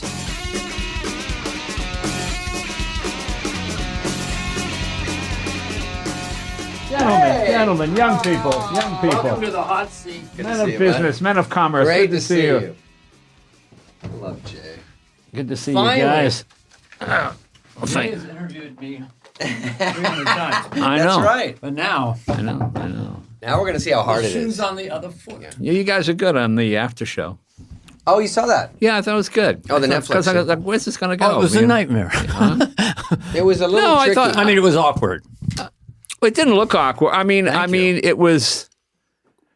You were the two white comics, yeah. What do you mean? and you addressed that in a funny way, Right. And yeah. and you let them do the talking. Oh, yeah. No, Yeah, I it's thought. true. I mean, it wasn't a matter of overpowering it or No. a lot of times when they put 5 comedians in a room with. One is funny, 5 will be hilarious. No, it doesn't work. But that was funny. Everybody had something interesting to say. Oh, yeah. Right. Thank you. We had, that was Rock's idea. He said it would be sort of fun to have this, because they want to make the first live event a bigger event. They said, well, it could be like a fight, people talking before, people talking after. I couldn't really picture that, but they explained it more. And I go, yeah, we could just discuss it, like what jokes worked, what didn't, what the crowd I thought was he like. was great. And he was great. And I was stunned at the reviews. Oh, they gave him some shit, yeah. Like, old man Rock yelling, "Get off my lawn!" and people have no idea how long it takes to put an act together. Yeah, No, it's so difficult what he landed. I mean, they just think, they're old-fashioned jokes, but they're great jokes. Well, I'm just tired hard. of Netflix specials. Hey, Baltimore, woo, yeah, Baltimore, Denver, Yeah. and they're watching the clock. They know, okay, I got 58 more minutes. I got to fill. He had jokes every step of the way. Oh yeah, Yeah. he worked his ass That's off. what I liked about it. Yeah, I like that he went where no man. One of my jokes is, I like that Chris went where no comedian is brave enough to go. Baltimore. Yeah, that was funny because when we did the after show, they wanted a nice mix. And what you just said, I wanted to jump back to is they said, it's you and Dana. And we thought there would be no prep. We just said, oh, we'll just talk about after and our initial reactions. And they said, oh, and we'll have other comics join you. And I said, okay. I think our first thing was, don't get it too crazy. It's not like the Super Bowl halftime show. Right. They said we could have like 6 other comics. I go, no. That's because no one's going to get to talk. And they want a nice mix. And, Kareem has talked about Rock's situation before. Very interesting guy. You don't see a lot. I said, oh, that's great. He wants to come. And JB Smoove, we got to get him out of his shell. Right. And then if we can just prod him to chat. we needed him because it was like we're watching Chris, and he's just really hammering that last 15 minutes. Mm-hmm. Don't ever fight in front of white people. Mic drop energy. And I just saw, then it's like, hi, everybody. It's just funny, really. Well, we had to acknowledge something. But JB Smoove came, they brought the energy in. No, I thought it was very good. It was a nice transition. I said, what is this going to be? But no, it wasn't. What do you think? Everybody had something to say. Would you mind if I tweet your review? No, yeah, you could tweet it. Yeah. No, I think comics Are realize. we recording now? Yeah. We're always recording. Oh, we always This is recording. like when you would come back before Yeah. the Tonight Show, Right. and we'd kind of do with Right. all your guests. Now that's part of the show. Right, So this okay. is us And backstage. you can take out anything you want. No, no, I'm fine. Jay, are you cool if this mic's a little bit closer to you? No, that's fine. There we go. He knows his way around You a know- microphone. Okay. By the way, I did like when you would come back at the Tonight Show and say hi because some people don't. And I understand both ways, but I thought it was fun that you did. Yeah, I always liked it because I mean, that's how you get them to come back. You know? Yeah, they have a nice experience. Yeah, people go, oh, okay. You're not going to bring up my cocaine bust. No, I got to ask you about it. I'll just ask you, and you answer, and you go, okay. Yeah, say whatever answer you want. Yeah, and then we'll just move on. I got to ask you. Yeah. So Jay, you look great. I mean, if no one, thank you. But I'm just saying, Blink. If someone told me your face didn't catch on fire, I didn't go, think sure, of that of course just it now. didn't. Oh, this I is don't all- see anything. It's all new face. Yeah, that's good. You mean you like did it in 8 days. I missed 2 shows. See, I love that about you, and I knew when that happened, when your eyes opened from whatever they did to you, you'd be like, "Can I go to now Cleveland?" I got a broken collarbone. I got 2 busted ribs, and I got 2 cracked kneecaps because I got clotheslined on my motorcycle. We heard about the that. scariest situation. Yeah, that was clothesline. Was it at night, or just you went around a corner and there was a No, wire? I was riding. Okay, you're a 72-year-old guy and an 83-year-old motorcycle. Okay, what could go wrong? So I'm going along. It's dripping gas. I don't want to catch fire. 155. I'm gonna catch fire again. Let me turn around. I turn around in a parking lot, and the guy had a wire across the parking lot with no flag, you know. Right. And the sun was right here, and and boom, it just hit Oh me. my and God! You just take your right head in off. your chest, neck area. Yeah, yeah. And then you went. Well, it cut my face again. So I called my face guy. I go, listen, you know the face, you gave me that new face. I got to get it fixing. What'd you do? I told him, I drove up there and he fixed it again. So it's God damn, this that is a guy's- brand new ear. That guy's Well, good, what do you mean dude. a brand new ear? I mean, when you They get did burned, graphene? when you get Yeah. burned in a fire, Mm-hmm. ears are like paper. There's nothing. It just goes up. So that just boom, and they. Grafted It's it like from kindling. someplace else? Yeah. Well, I got a buddy of mine who's a moil. He gave me a bag of grafts, and they worked out great. So you can't even. You look good. I'm telling you, Dana just said it, and I was like, oh, wait, you did do that thing. And you fucking have all your hair, which is infuriating. Yeah, so that's what I was fine thinking with about me. today. Fine with me. See Your me hair looks complaining. I was Cool. thinking about young Jay coming on stage. You always had the motorcycle. Oh, Always yeah, we had used the to- motorcycle boots. Right. Yeah. Incredibly thick, high black Thick, hair. juicy. So Right, you're yeah. kind of like hulking. You're like 6'3". Your eyes are. Well, consider I've only been 6 foot. That I must have grown. Well, you had the motorcycle Oh, boots. the boots. 6'2". okay. Yeah, you I look guess so- that would make it. Yeah, Yeah. you're right. And you have really Italian skin and then super pale blue eyes. Yeah. And then you'd come up, and people, when they do impressions of you, they'll sort of go to this register. Right, But right. most of the time, you were this guy. Well, you know what's really bothering me today? Yeah, I tell And it you. was very potent. And you only did that to break up that tenor to kind of talk to the crowd. Right, I don't right. understand. And then you bring the guy in. Well, they said the Henderson boys are good. Yeah, They I'll only do that. killed the guy. So anyway, that was my thing I was thinking today. I wanted to tell you about. Oh well, thank you. I appreciate But that. I saw you at the Ice House. I don't know what year, mid '80s. I'd never seen anyone kill that hard. That was the first time I'd actually seen you fully In like person? dismantle the room. No, I'd seen you at one in California, I think, at a theater. Well, you remember you and I flew to New York for your audition I got that on my notes. For Saturday what, Night Live. SNL? Yeah, for SNL. Well, by that point, I pretty much had it, I think. Yeah. And I was going to do it, and then we sat together. yeah. And I remember you saying, "Are you sure you can do this? I don't think it's a good fit." I just made that up. What did we talk about? What were you going to do, Letterman? I think so. Yeah. Were you prepared? Yeah, that was my favorite. You know, Letterman was the first show where I could be myself. Because, I grew up Yeah. in New England, and I would always call, thank you, Mr. Carson. Call me Johnny. What? I didn't grow up, Right. like you come to California. Jay, these are my parents, Bob and Agnes. Well, how are you, Mr. Minicelli? I can't call you Bob and Agnes. Totally. You're my friends. You know what I mean? Yeah. And then with Letterman, I could go, hey, Dave, nice tie. Or just, just trash Yeah, the because set. you knew him for years. Yeah. Which you couldn't do with Johnny. So that's why it was a great breakthrough. Well, that's why I would sometimes, I don't really know why, wear a T-shirt or this jacket, and you'd be in a tie. But then when you retired, whatever, every host was younger than me. We had a tie on, Yeah. so then I started wearing a tie. Yeah. You know, I'm too young to come out with a, But I saw Jay when he was on, when I was just a little, I wasn't a stand-up, and I was watching Johnny Carson. And, there was Seinfeld, there was you, and I think everyone at that age just loves comedy. Right. And so I wasn't thinking of being a comedian. But do you remember anything? I'm going to mangle this. It was after the Exxon Valdez oil spill. And you said, and they were trying to save electricity in America. And I think you said, they spill 6 million gallons of oil, and then they want us to save 3 cents a year by going to the bathroom in the dark. And I started laughing so hard. It was something like that. And I do kind of remember that. and that's when I was like, I mean, you have a million sets you've done, but I thought, God damn it. And you've always had such economical, smart jokes that are just, and you're just about the mechanics and putting them together. And I think it is the economy of words comedy, isn't it? Of course. I mean, the shorter it takes one to get word there. too much. Yeah, it's done. That's what I liked about Chris' special. It just joke. It was solid.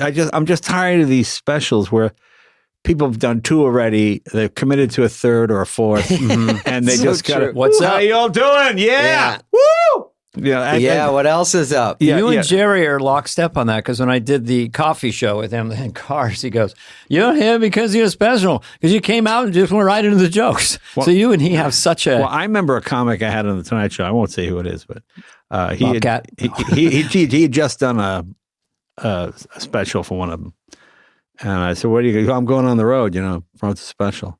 I said, "Why? You got a new hour already?" He goes, "No, I do what I did in the special." I go, okay, this is not, it's not the Eagles play Hotel California again. Mm-hmm. I mean, if they just saw you, they will watch you the night before they go see you. Mm-hmm. And the next day, if you repeat even one way, he goes, "No, I don't think so." Like, all right. Next time he was on the show, he's like, "Oh man, you." I just learned this, Dana. I just did a special. I haven't done very many. I did an HBO special back in during Just Shoot Me and SNL days. Right. Didn't know how rare it was because HBO didn't do that many. Right. And there wasn't a Netflix one every week. And that it took me a while to rotate that material out. I was doing other stuff. It's hard to. It wasn't my number one job at that point. And then getting back into it, it took me a while to say, okay, if I do a special. By the time it gets out, you better be ready. And that's very hard because it came out in 2 months.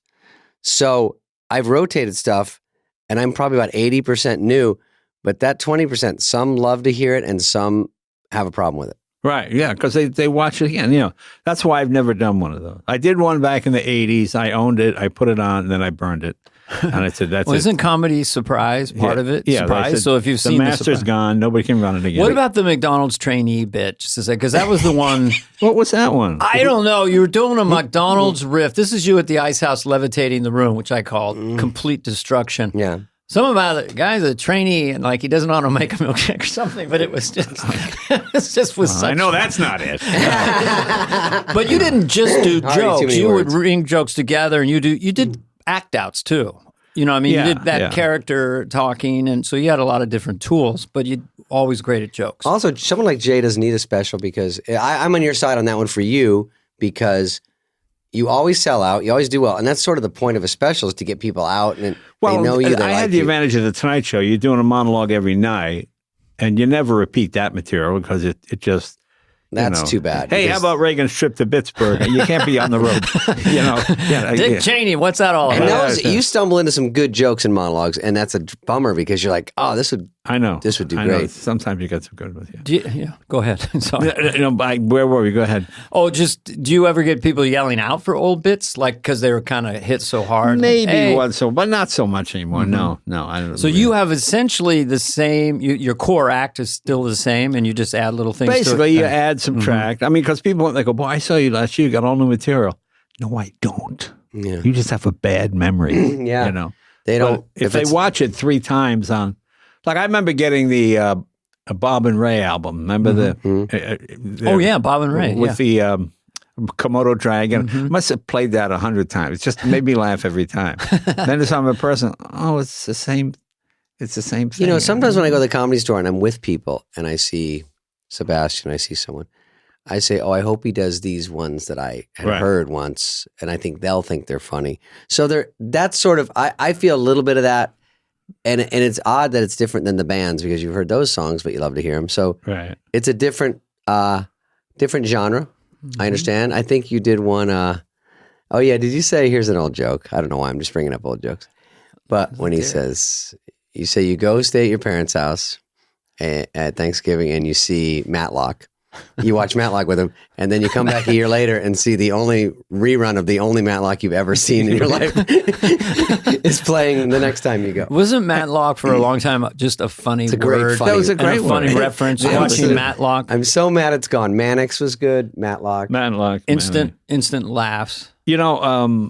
Comedy words. What was I going to say about that? Matlock. Oh, Matlock. Mannix, that guy, Mike Connors. Yeah. He was a great guy. He came to the show a couple of times. I remember he was the first show. Remember his secretary, Peggy, was African-American. Okay. And CBS came to him and said, you got to get rid of the African-American girl. Southern affiliates are not happy. They don't want to have a black person on TV. And he refused. He said, well, I won't do the show. You know, I always thought that was, and this was in this mid-'60s when, well, of course you fire her. What are you talking about? You got, you know, and he didn't. That's cool. You know, so he was, he was quite a guy. He was a great guy. He used to have that. He used to have a Tornado with the roof cut off. It was painted gold. You know, it looked like one of those superhero cars.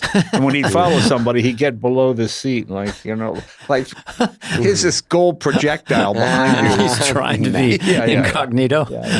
What about Cannon? Oh, this is going way too back. Cannon, I remember Cannon. Cannon was the funniest. He was a sort of an overweight. Sort of overweight. Well, the thing with Cannon was the criminal would run down the alley. And he'd always run on the driver's side so Cannon could open the door. and then smash him out. Every week they did that, The so 70s. Yeah. Did you ever have like movie stars come on from your youth when you were hosting the Tonight Show? That was sort of special in a way. I got to do a sketch with Robert Mitchum once, and it was kind of a surreal trip, you know? Yeah, it was. I remember I had, what's his name? Charlton Heston? No, he played, he did the Bond, Roger Moore. Roger Moore, you know. So he comes, hello, Charlie. So I would say, so I understand you like to travel. Yes. Oh, where do you go on vacation? India. Oh, India. Well, that's quite a trip. No, not really. Well, how do you get there? We drive. You drive to India? Yes. It's very pleasant. Nice. From where? And now he's getting another. Well, from my home, of course. Well, I'm thinking, how do you get? I look at Debbie. She's going, I don't know. What's going? And I said, well, how do you drive to India? Well, it's about 2 hours, I suppose. 2 hours to India, I suppose. He says, yeah. So why is it? And then I realized he was saying Indio, California. Oh the whole time? The whole time, but he pronounced it India. You know, I'm thinking, well, it's a beautiful country. And he's going, well, yeah, I don't know if it's the country, but very hot. Yeah. In the summertime. You know, he should come see me in Morongo. Yeah.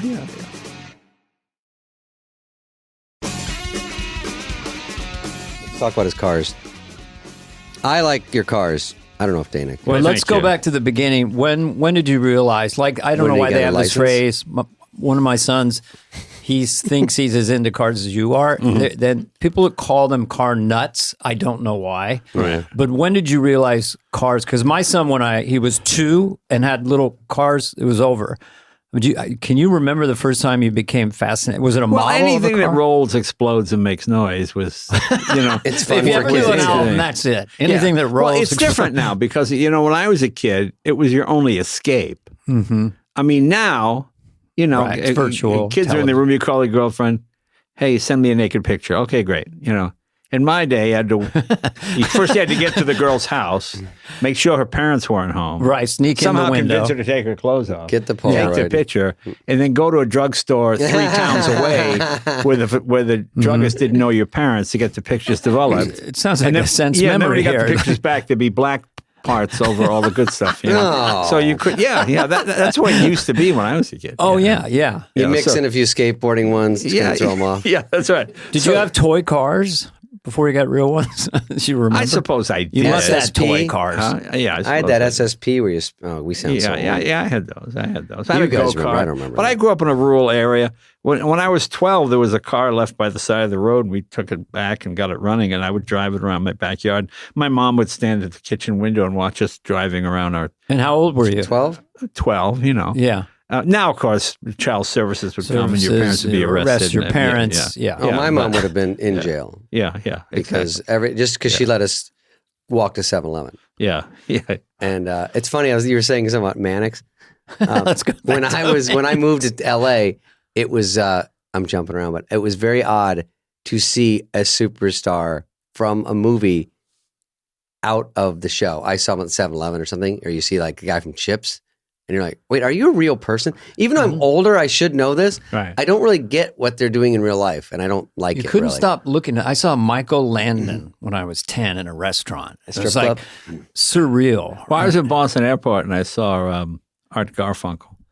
And I saw him, and I hid behind a pole. I don't know why. Why would you hide from Art Carvey? I saw him. So I'd stick my head out, look, and then if he saw me, I'd duck back and go, "Why am I doing this?" It's hard to imagine you like that. You've been famous for so long. I'm an assassin, But this one, a teenager is like, "Oh, there's a famous." I mean, when I first came to town, I landed in L.A. and I took a cab until the money ran out. He dropped me off at Sunset and Western.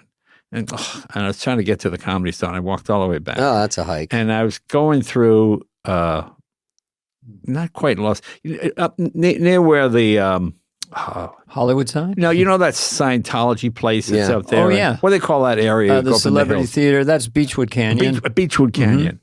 And I saw the guy from McHale's Navy.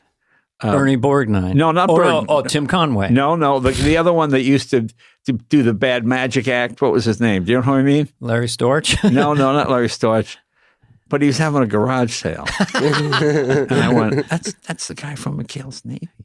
And I go, wow, how am I going to make it? He's on TV. How am I going to make it? And he's selling his crap at a garage sale. How old were you when you came to L.A.? I got 21, I guess. And you'd already graduated college? For his couch. No, I came while I was still in college. And you studied speech, right? Do you think that helped you get better? No, I only took speech because... But you had to get up in front of the class and give speeches. I took it because the syllabus, I think it said, at the end of the semester, each student will be required to give a 20-minute talk. I said, well, I can do that. But other guys go, 20 minutes. Oh, man, I'm not taking that. I said, we just got to talk for 20 minutes. How hard is that? So that's what I did. I took, but I had no interest in speech. And did you get laughs? You probably got laughs. Got a few laughs. You know what I did? I remember memorizing a George Carlin routine. And then I never said his material on stage, but I said it in my mind. And then when I got on stage, I put my own stories in. And when I was in school, I remember going, okay, Carlin did the class clown. Oh, I see. And then I went, I kind of timed it, I was off stage. So anyway, when I was in school, and then I just put my own stories in. And that kind of worked a little bit. Yeah. Did you get messages earlier than that? Like when you're in 4th grade, 5th grade, that you were like class clown, funny? Yeah. That maybe I should do this? There were 2 jokes I did. I remember my first joke was in the 4th grade, Mrs. Allen, where she's talking. Mrs. Toit. Oh, yeah. She was talking about Robin Hood and how cruel the sheriff of Nottingham was. And when he captured Robin's men, he'd boil them in oil. And I remember putting my hand up and I said, you know why he did that to Tuck?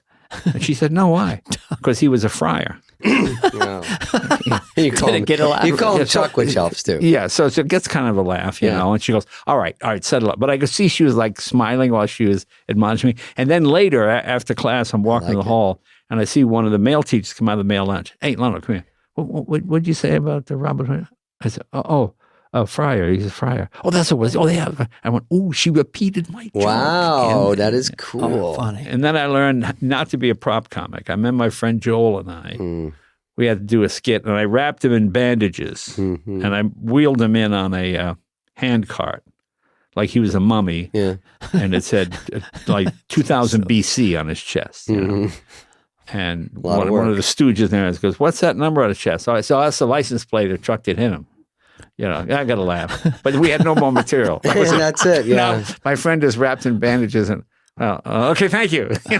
I had a box of props because Robin had them. So for a while, and it was a pain in the ass. Oh yeah. Because I couldn't write any jokes, so I had props. I remember I used to do a bit with sunglasses, and one time I went on stage, I didn't have the glasses. I go, okay, that's it. I'm not going to be dependent on props. And I had a Gumby doll.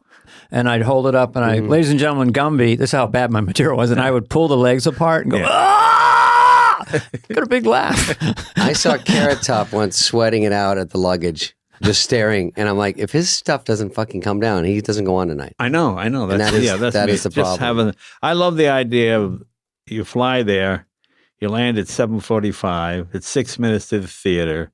You get 4 minutes. You go, I got to kill 4 minutes before I go on. Kill 4 minutes. You know what I mean? Well, just the mic stand, and then you walk out. That's it. Nothing. No rehearsal, no sound check. They can't believe it, can they? The crew. So you need anything? Joke, tell joke, get checked. So do people understand that is your mantra?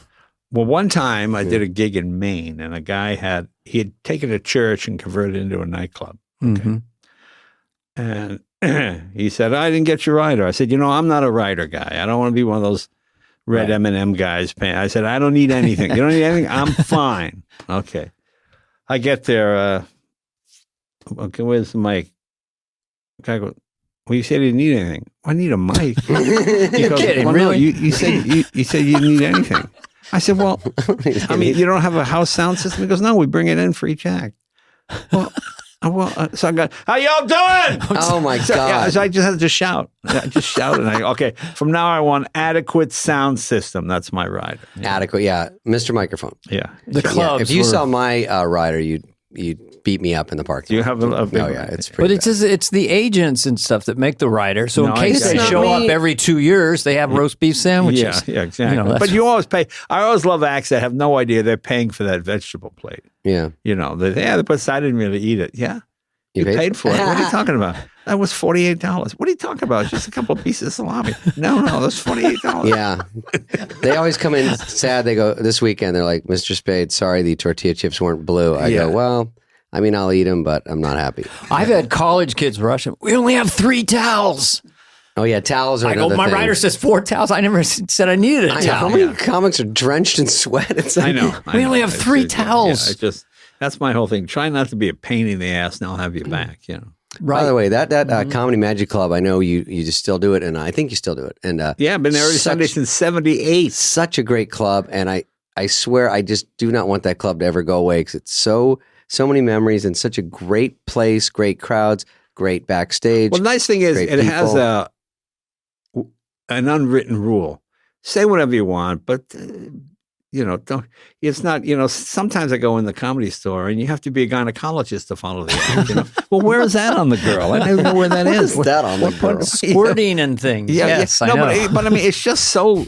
And then what happens is you wind up losing a portion of the audience has sort of been tainted. I like Comedy Magic Club because it's just regular people from around the country. Sometimes they're at LAX. Oh, I heard about this comedy club. So they're from all around the country, but they have a normal sense of what is appropriate. You can do R. When it gets like triple X, it's like, okay, now. Right, because you have the comedian, then you have a magician. And then you follow the magician. Right. Do you have any funny stories following a magician? Because I have a couple. No, well, tell me. Well, it was just Great Scott, I think was his name. Yeah. And he had the birds in his jacket. Yeah. You see him getting ready, and he's putting I don't want to know how. And his jacket is stuffed. Well, one night he bringing him out, and then they fly to the cage. He went like that, and it was either suffocated or not. It just laid there. The other thing is, you're about to go on. He's saying goodnight, and he puts the birds. They fly, and they go in the cage, and then they lower it down. He takes the thing off. Hey, they've disappeared. They're all squished in the bottom. They're alive, but these birds. And then you go, ladies and gentlemen, Dan Flarfo.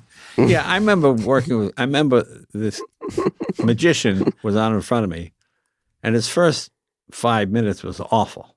And I said, your last couple of jokes are pretty funny. Why don't you put those in the front? Oh, no, because I know nobody listens when you first get on stage, so I do my worst material up front.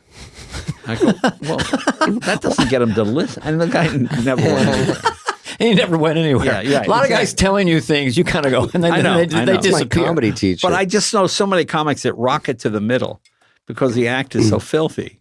And they kill. Right. And then they go, why aren't I headlining? Well, or crowd work. They get dependent on crowd work. Yeah. And then one night there's not a very good crowd to have fun with, and NBC's there and goes up. Yeah, I mean, you're there to work. Write joke, tell joke, get check. Right joke. This is for the kids listening right now. Right joke, tell joke. It gets into the simplest thing because you can really trick yourself out. I've seen a lot of self-destruction, a lot of not like...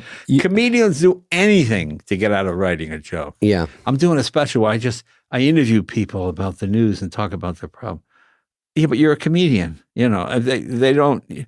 Yeah. The comedy special now is a wider net. It's not just tell jokes. It's obviously turned into authenticity. I will do this, and if there's no jokes, the applause, they're more revered. Yeah. By the critics because they're like, oh, this guy didn't tell one joke. This was unbelievable. I guess so. I mean, I don't love it. Believe me, it's not my thing. You know what I mean? It's like I see a lot of comics and they're talking about their inner this or something. I go, their inner this. Yeah. Okay. This is not going to work at the Sand and Gravel convention in Vegas. Okay. Sand and gravel. You get out there and you're talking about, I really see myself. Tell a joke. Yeah. That's why I always loved Rodney. I knew Rodney 40 years. I have no idea who he voted for. I don't know if he's a Republican or Democrat. Right. It was just jokes. Walkout crush. But it was so many jokes around the motif of the saddest life ever. Yeah. I mean, I'll watch him on YouTube sometimes just at night. I'm like, makes me laugh harder now because just the idea of him and his delivery and the amount of great jokes. And they just... My favorite Rodney joke is just that he says... I walked past a nightclub. It said topless and bottomless. I went in. There was nobody there. I mean, hey, I got to respect. My wife showed up the front door in a negligee. She was coming home. I mean, he had so many of those. And to memorize them all and move that quickly. Well, I'll tell you a Rodney story. I had him on the Tonight Show in 2004. And he goes out, and he's in his 80s, and, hey, how are you? I'm okay today, but last week, And I noticed he's sweating more than normal. Yeah. And I said to Debbie, my producer, I said, I think Rodney's having a stroke. Call the paramedics. She goes, I don't think so. I go, no. He was off enough that I would know. The hand wouldn't come all the way up to the tie. It would just sort of get close. We used to go, I tell you. Yeah. And I thought, he just seemed a little up. So then he came over in the panel. He sat down and really sweating. And, okay, then the show ends. Fine. And by that time, the paramedics show up, And I go, Rodney, can the paramedics take a look at it? I think maybe he had a stroke. He goes, no, I'm fine. Well, he did have a stroke. Whoa. And they took him out in a stretcher. Okay. Then a couple of weeks later, I get a call from Joan, and she says, Jay, Rodney's in the coma. You got to come out to the hospital. Oh. All right. So I go out to the hospital. And Rodney's lying there with his eyes open. And Joan says, listen, he can hear us. The doc says he can hear us, but he can't respond. So I'm telling him how much we love him and how great he was to all his comics and letting us work his club and all this kind of stuff. So then Joan says to me, Jay, put your finger in Rodney's hand. She goes, Rodney, if you know it's Jay, try and squeeze his finger. So I feel just a hint of a squeeze. And I went, Rodney, that's not my finger. Right? So Rodney's shoulders go like this. And Joe goes, he moved! And we all started laughing. And it's funny. And his shoulders went up. He died right after that. But it was, just to get a laugh from Rodney, just to get a reaction from him was, it was pretty cool. He's so sweet. I met him in New York. I was nobody. I hadn't even done the Mickey Rooney show. Hey, you having fun? You having fun? You having fun? Just so you get to the mid-50s, you're like, you got to have some fun at this. You can't just be tortured the whole time. Oh, I remember my wife and I lived in the storeroom at Dangerfields. Well, all the cans of what? You lived in the store? Well, I was there for 2 weeks, so that's where we stayed because we couldn't afford a hotel. Stay here. Yeah. So literally here. Lived in the store. I like he's the only guy started wearing a robe at 49 and just never went back to clothes. Oh yeah. Everyone visits him. He's like, he's wearing a robe. I know, and it's always open. Rodney. Yeah. Hey, he called me. He wanted to do the church lady. Oh, come on! I think it was Ladybug or some movie he was doing. Oh, Ladybug! Oh, come on! You give me a lot of stuff. I'll come back at you. Anyways, did you come on and do the church lady in the movie? No, on SNL. Oh, he was the only guy to fire a comedian from his special because they weren't dirty enough. He said, "You're too clean. You got to dirty it up a little bit." The comics said, "I don't have any dirty stuff." All right, you're on. He had the old specials for people listening that were very big, and they'd have comics on that were up and coming, right? Yeah. Kinison, Saget, right, yeah. A lot of people, and they all a lot of them blew up from that because that was the only game in town. Kinison was a pretty remarkable character to arrive on the scene. Great comic, truly an original. Yeah. Oh yeah, hard to do. One of the meanest guys around. I mean, really pretty nasty. If you got along with him, it was okay. If you're an enemy, boy, it was. I would just hear stories, and and he would come to the Comedy Store with Coke and a gun, and I remember being backstage and going, I don't want to be here when the cops come. I'm a comic. I don't want to get arrested, So I just stopped going to the Comedy Store because he was a bit like that. What is that animal that the horns grow when they curve and they grow into your own head and they drive you crazy, Because he was. I mean, once he had that hilarious bit on necrophilia But after you do that, what's your next? Where do you go? Where do you go? You know? Yeah. I mean, he was generally really funny, and that primal scream he would give out was, like the Wicked Witch or something. Oh yeah, but I mean, but it really came from a frightening play because I mean, if you do it, it's a funny scream. This is like, oh my God, it was almost and then he would follow with the cackle. Yeah. You know why there's no God? And he would take off his beret and he's bald. And he's screaming and pointing at his head. Right? He was a preacher from Oklahoma or something. But he was really funny, but really dark. Burned out quickly, yeah. Here's I would like your opinion on, speaking of great comics, was Rickles in a way the funniest guest to have on the Tonight Show? Is he funny with you? Don Rickles. Rickles was obviously great, but the trouble near the end was near the end we had to not the last couple. We had to edit it because he would come out and he'd look at the band and go, and Kevin's stealing the hubcaps, you know. And the band, you're still doing that. Yeah, and the band was mostly black, you know, well, and they would just go.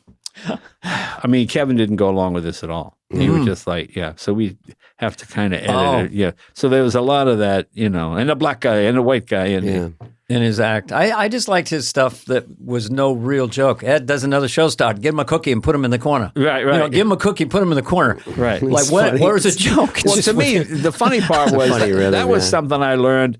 You can't swear on TV, so come up with something that's funnier than a swear word. Yeah. Like I remember on Letterman, I would say, Dave, you go to I remember doing a thing about going to the carnival and there'd be some sort of shirtless syphilitic druid running the machine. And Dave would go, shirtless syphilitic druid. That's right, David. And the druids, are they in? Oh, yeah, they're all. They were all. And we go off on a tangent, and we'd have a lot of funny material.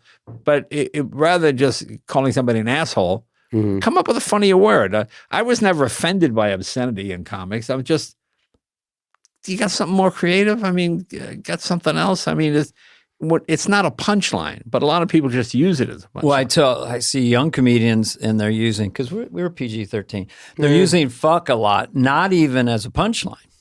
And I said, and then they get to a joke, and that is the punchline. So you've already used up all the fucks. You can't. You got to save them at least. It's hard to follow. Newhart came in to see somebody at a comedy store, another up and coming person who became quite famous, and I'm sitting there with him, you know, and the guy goes out, and this guy, huge applause, comes on stage.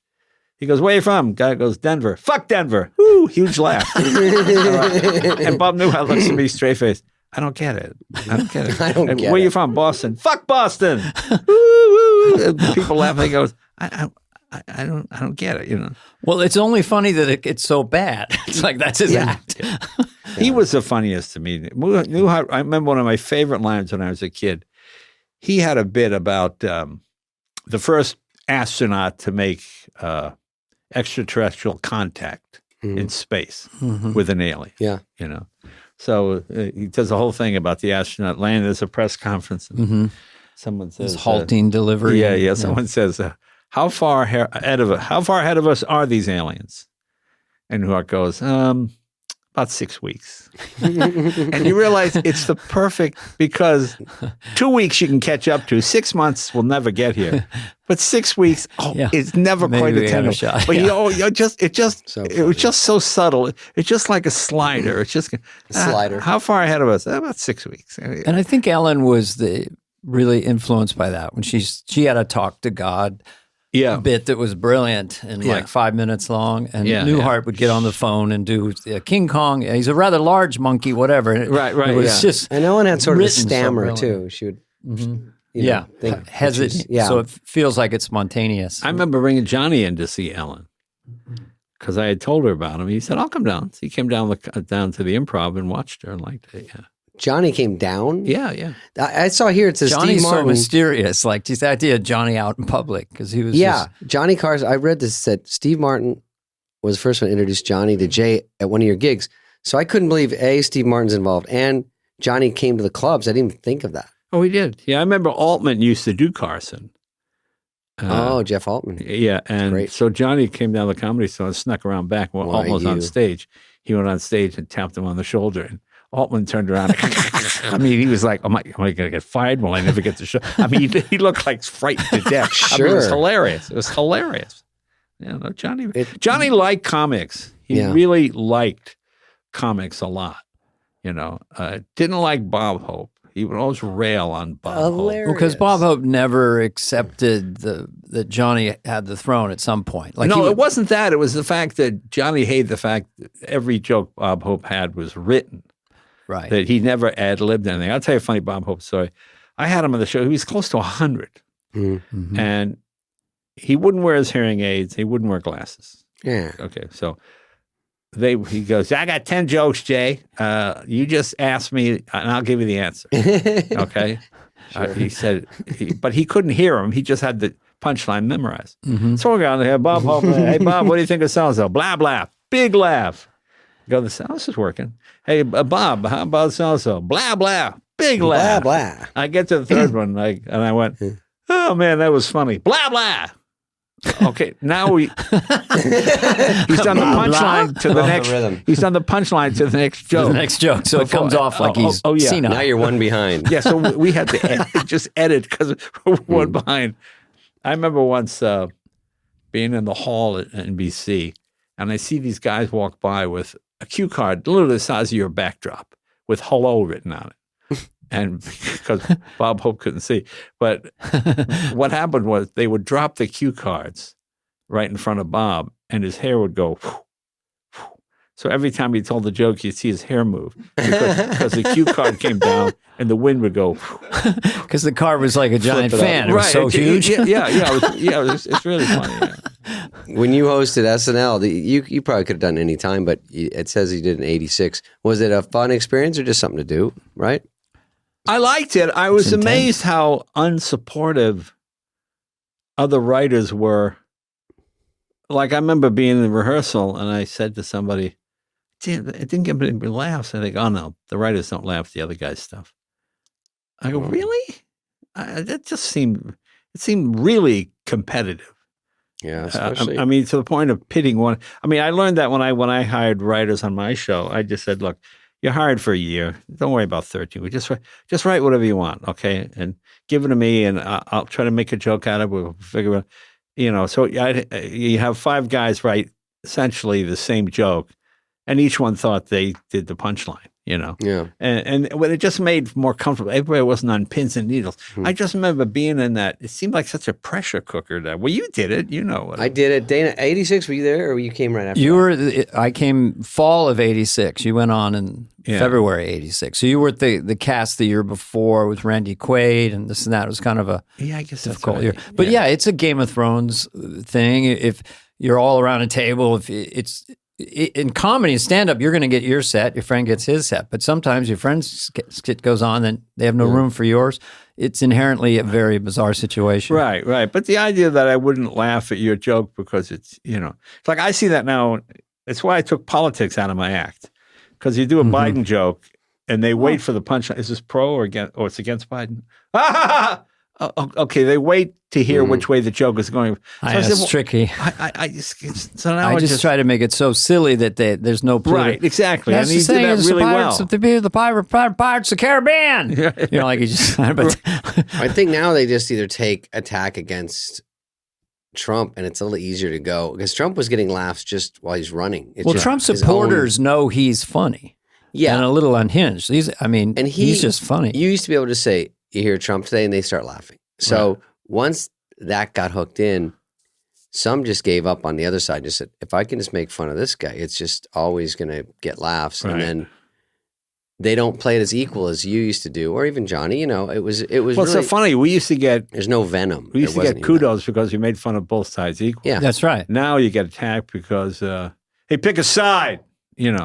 Well, no, it's not my job. Here, let me do it. That my Trump I do now for you because it'll be like going back in time. This would be the bit that would be on your card. Right. So trying to ride the middle.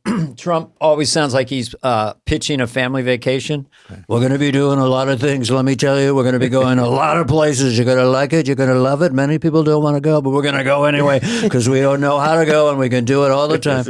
And so that would be an example of just anyone who likes Trump or hates Trump would just knows that's funny. Just sounds like him because he never doesn't have a subject matter. It's all just he can just keep going. Yeah, I do the same thing. Like I said, there's this thing.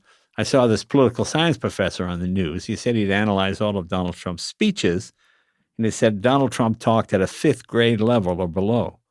And when they told Trump this, he called the professor a duty head.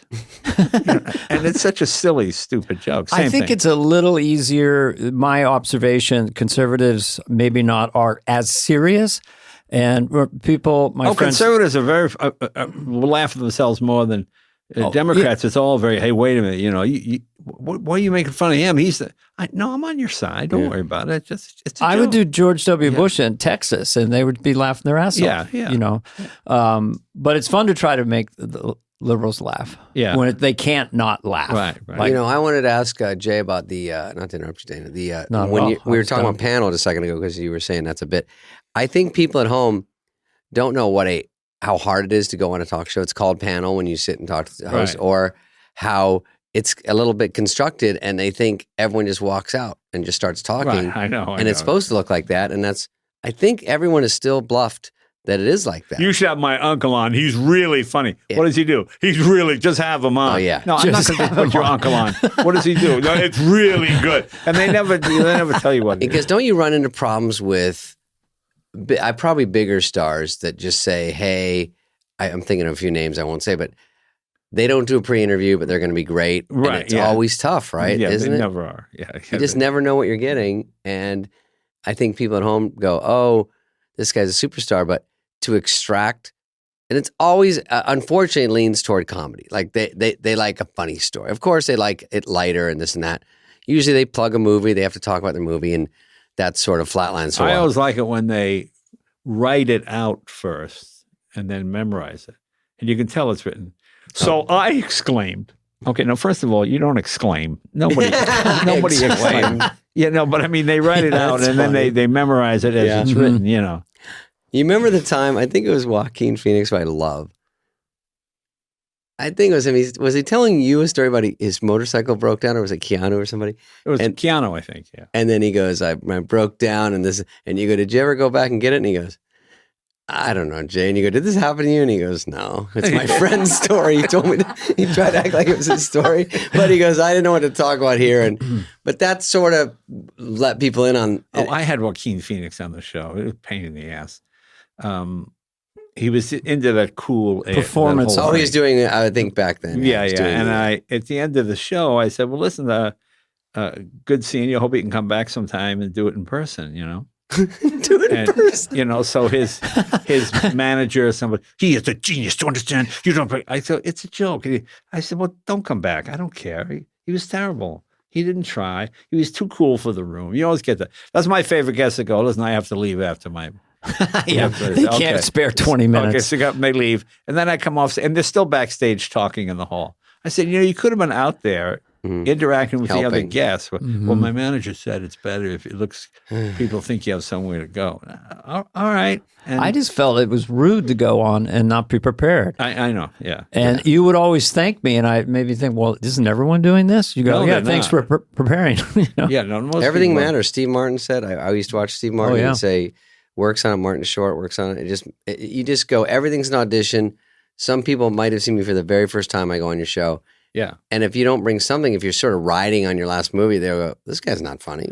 Yeah, that's what a lot of times I'll go to Flappers and I'll talk to comics and they'll go, I've never done the same set twice. I pride myself. Jesus. Well, that's why it's not really that funny. It's not working. It's a matter of just paring it down. It's Groundhog Day. You keep getting the best version of it that you can. Make it tighter and tighter. Do you have bits that live for a while and then all of a sudden you think of 2 more tags? And then you do the bit. To me, it becomes very new if you just add something. Yeah. Right. It's like, this they expand. Feels brand new. Exactly. I tell more stories because in my case, I'm not the most innovative comedian. Oh, yes, you are. That when you do stories about your life or yourself, it's it's harder to sound like someone else. So and nobody else can steal it. Yeah, and you're just doing like, this is my interpretation of. But even if Dennis Miller did a 7-Eleven joke, and when I started, they're like, don't do jokes about Jeopardy or 7-Eleven or McDonald's. And I go, well, if you're doing the same joke, don't. But like Dennis has his angle on it, and it's funny. And then if you put your spin, it seems to be, it still works to me because they're common denominators. That's the people forget. That's why they do those jokes. I did a Jeopardy bit, and when I used to do props like this hack over here, Dana, you were a big prop act. Oh, I had a trunk. I had a suitcase, and so I had a mini xylophone, right, like a kid's one. Right. Carted that fucking thing through JFK just to go with a little stick. Jeopardy. Hey, and they answer the question. Then I go bing, bing, bing, bing, bing. And I go bing, bing, bing, bing, bing, bing, bing. Okay, pen's down. Couldn't you just do it with your mouth? Then eventually you just said, eventually just said that. Well, that's why I travel alone, because that's why funny stuff comes. Mm-hmm. Because you're forced to. Yeah, interact. I mean, I was in Hamilton. Have you played up there in Canada? Probably. Oh, Hamilton. Hamilton well, outside of Ontario? Yeah. So I mean, outside of that, I'm in a hotel that's on the highway. It's real. I don't have a rent-a-car. And across the street is like a little mini mall. So I said, I'll walk over to the mini mall. And it's like a dollar store. Gather jokes. A few other things. So I'm sitting there. So I go in this cafeteria place, and I'm in a hamburger, and I see this guy looking at me, guy about 26, 27. He goes, hey, you that Jay Leno fellow there? Yeah. Hey, can I talk to you? Yeah, come in, sit down. So I'm talking to him. He says, and he's hemming. I know he wants to ask me something. I go, well, what does he want? He goes, hey, when you watch those Prel commercials on TV, you see those commercials with girls taking a shower? I said, yeah. He goes, do they have any clothes on in those commercials? And I said, well, my friend, that's what he does. He shoots those commercials. And no, legally, you can't say you're taking a shower and have clothes on because they could sue you. So they have to be naked when they do the commercials. He goes, oh, really? Yeah, is that right? And he's this guy getting all worked up over these Pro commercials. I said, oh, yeah. In fact, my friend he probably auditions 10, 15 girls a day, and he has to watch them take a shower. And he's going, oh, wait, that must be quite a job. Yeah, I go, yeah, but I mean, he takes these, there's no fooling around. No, he goes, no, I wouldn't. I'd be very serious. I said, I'd be very serious. But that was his show business question. I like it. Also a Prel commercial of all things. Yeah. Prel. Canadians. Not even a good shampoo. It's not even like an upper. I was into Prel for Here's a hell gig that involves Canada. So I'm flying to Seattle to play Comedy Underground. They meet me at the airport and I go, oh, you're not playing Comedy Underground tonight. You're playing Kelowna, Canada. And I had like 3 hops to Kelowna. So then I'm playing a disco. Right. And they're all dancing, the lights and everything. Then they throw me on the disco floor. Just death. Horrifying. Dead silence. Wait, remember when you and I did the wedding? Oh, God, that was... Oh, let's talk about that next. Yeah. But anyway, when I got out, a guy felt sorry for me. This Canadian guy says, hey, next time you're here, do it about when guys come in out of the bathroom with wet stains on their trousers. That always gets them. That was his advice.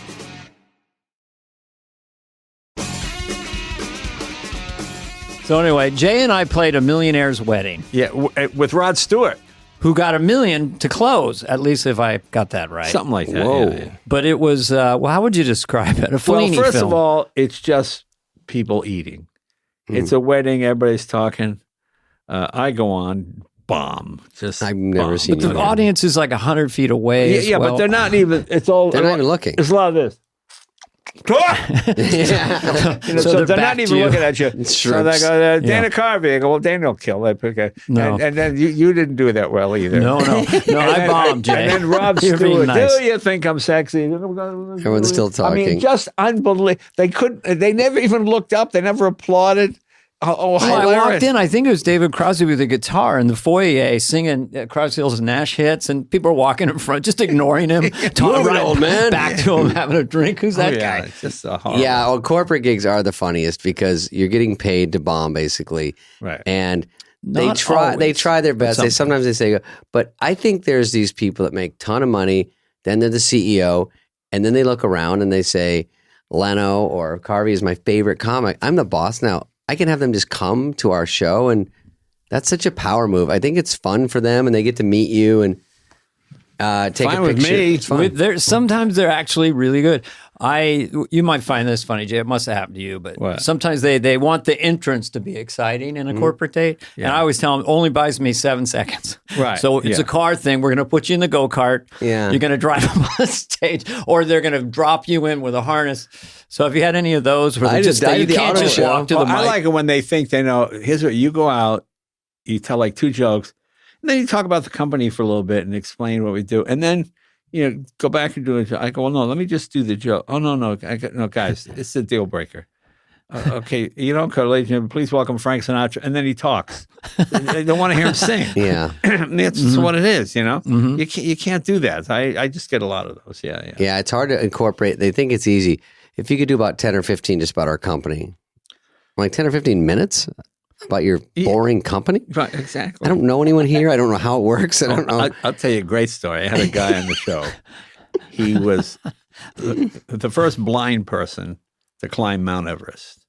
This guy was in incredible shape, but he's blind, and he, Okay, sounds like a joke coming. No, this is a real thing. So he comes on, and he's very good, Mm-hmm. So I says, "You doing a lot of motivational speaking?" Is that? He goes, "Yeah."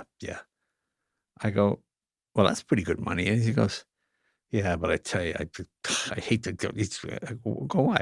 He goes, because he goes to these things, and he does the whole thing about clinging on them. He's holding on to an icy rock. He doesn't know if it's day or night. Sleet is hitting him. It takes him like 3 months to go step by step. And he says, inevitably, when he does the meet and greet, people come up and they shake his hand. They go, I was going to climb Everest last summer, but, the kids got soccer and the wife's got things to do. But, yeah, I'm going to do it one of these days. And he's like, fuck you. He's just seething with rage. He's clinging onto this mountain. He's barely alive. 3 months. Yeah. And then people just take it for granted. Oh, yeah. I was going to do Everest, but... we must get that too. People go, I was going to do comedy for a while, but then I decided I want to get into vacuum sales. Great. How do you come up with that Saturday Night Live stuff? That must be a kick, right? All these vague questions. What's that like? So what's the funniest thing you've ever said?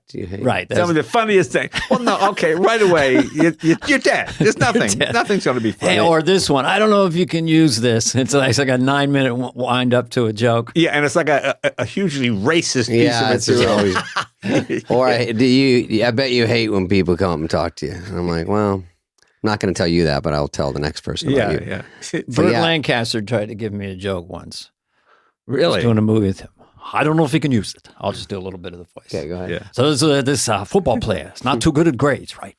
So he goes to the principal's office. Too good at grades. Yeah. And they're going to give him a test. So the principal goes, I'll give you a test, see if you're smart enough to play football. He says 3 + 2. And then the dumb guy says 5. And the coach goes, give him another try. Does it make sense? The coach is dumber than the player? Yeah, the coach is dumber than the player. Right. Sorry, I lost Bert at the end. Give him another try. We have an older demographic. Does that work in your act? No, Kirk Douglas stole it. Jay, how many times a day do you post to TikTok? I don't post anything. I don't post it all that anymore. answer. I don't even do Twitter. I told one joke on Twitter. And somebody thought it was funny. The joke was when I had my motorcycle accident. Yeah. I said, what happened? I was riding my bike. I came around the corner and I slammed into Jeremy Renner's snowmobile. And it got a big laugh. And then I when you Google whenever you're mentioned, It comes and around. I see Leno makes fun of Renner's accident. Leno laughs at the pain. Yeah. No, I didn't. No, I never even. I said I crashed into a snowmobile. Yeah. And it just and then It's a tough world out there. Leno should apologize. Oh, shut up, Jesus! Did you see any jokes about your accident that you thought were funny? Oh yeah, and you wouldn't be offended. You'd be like, "Yeah, no, there's I think comedy." they're really fun. And in fact, I called Jeremy Renner's people, and they were fine. They said, "Yeah, He's that's got a funny." great sense of humor. Yeah, he does. Yeah, exactly. I barely know Jeremy Renner, so I said, I hope, just sending. It was terrible. Right when it happened, you're like, holy shit! I hope he pulls out of this. This is Right. You wouldn't wish that on anybody. And then when he said he's doing okay and it'll be all right, probably underplay the severity, but. I think I knew him barely enough that I had a picture of a snow cone at dinner and I was buzzed and I said, hey, can you get this thing out of this? I don't know. It was something about a snow plow. Cone? Yeah, I had a snow cone and they brought me a dessert and then I did some joke and sent it to him. Anyway, it went over. So okay. he's in the hospital bed. He gets a picture of a snow cone from David Spade and the byline is. And I DM'd him it and what was the joke? I said, can you get rid of this for me or something about a snow something. Anyway, it was really well written and tight. And then and then we have Jeremy Renner on the line then right when he was now. offended, I said, I heard what Jay said. That was shitty, dude. I switched it back to Jay real quick. People are too sensitive. But now... No, he was very cool about it. Just the long story is I can't write a joke, and let's move on.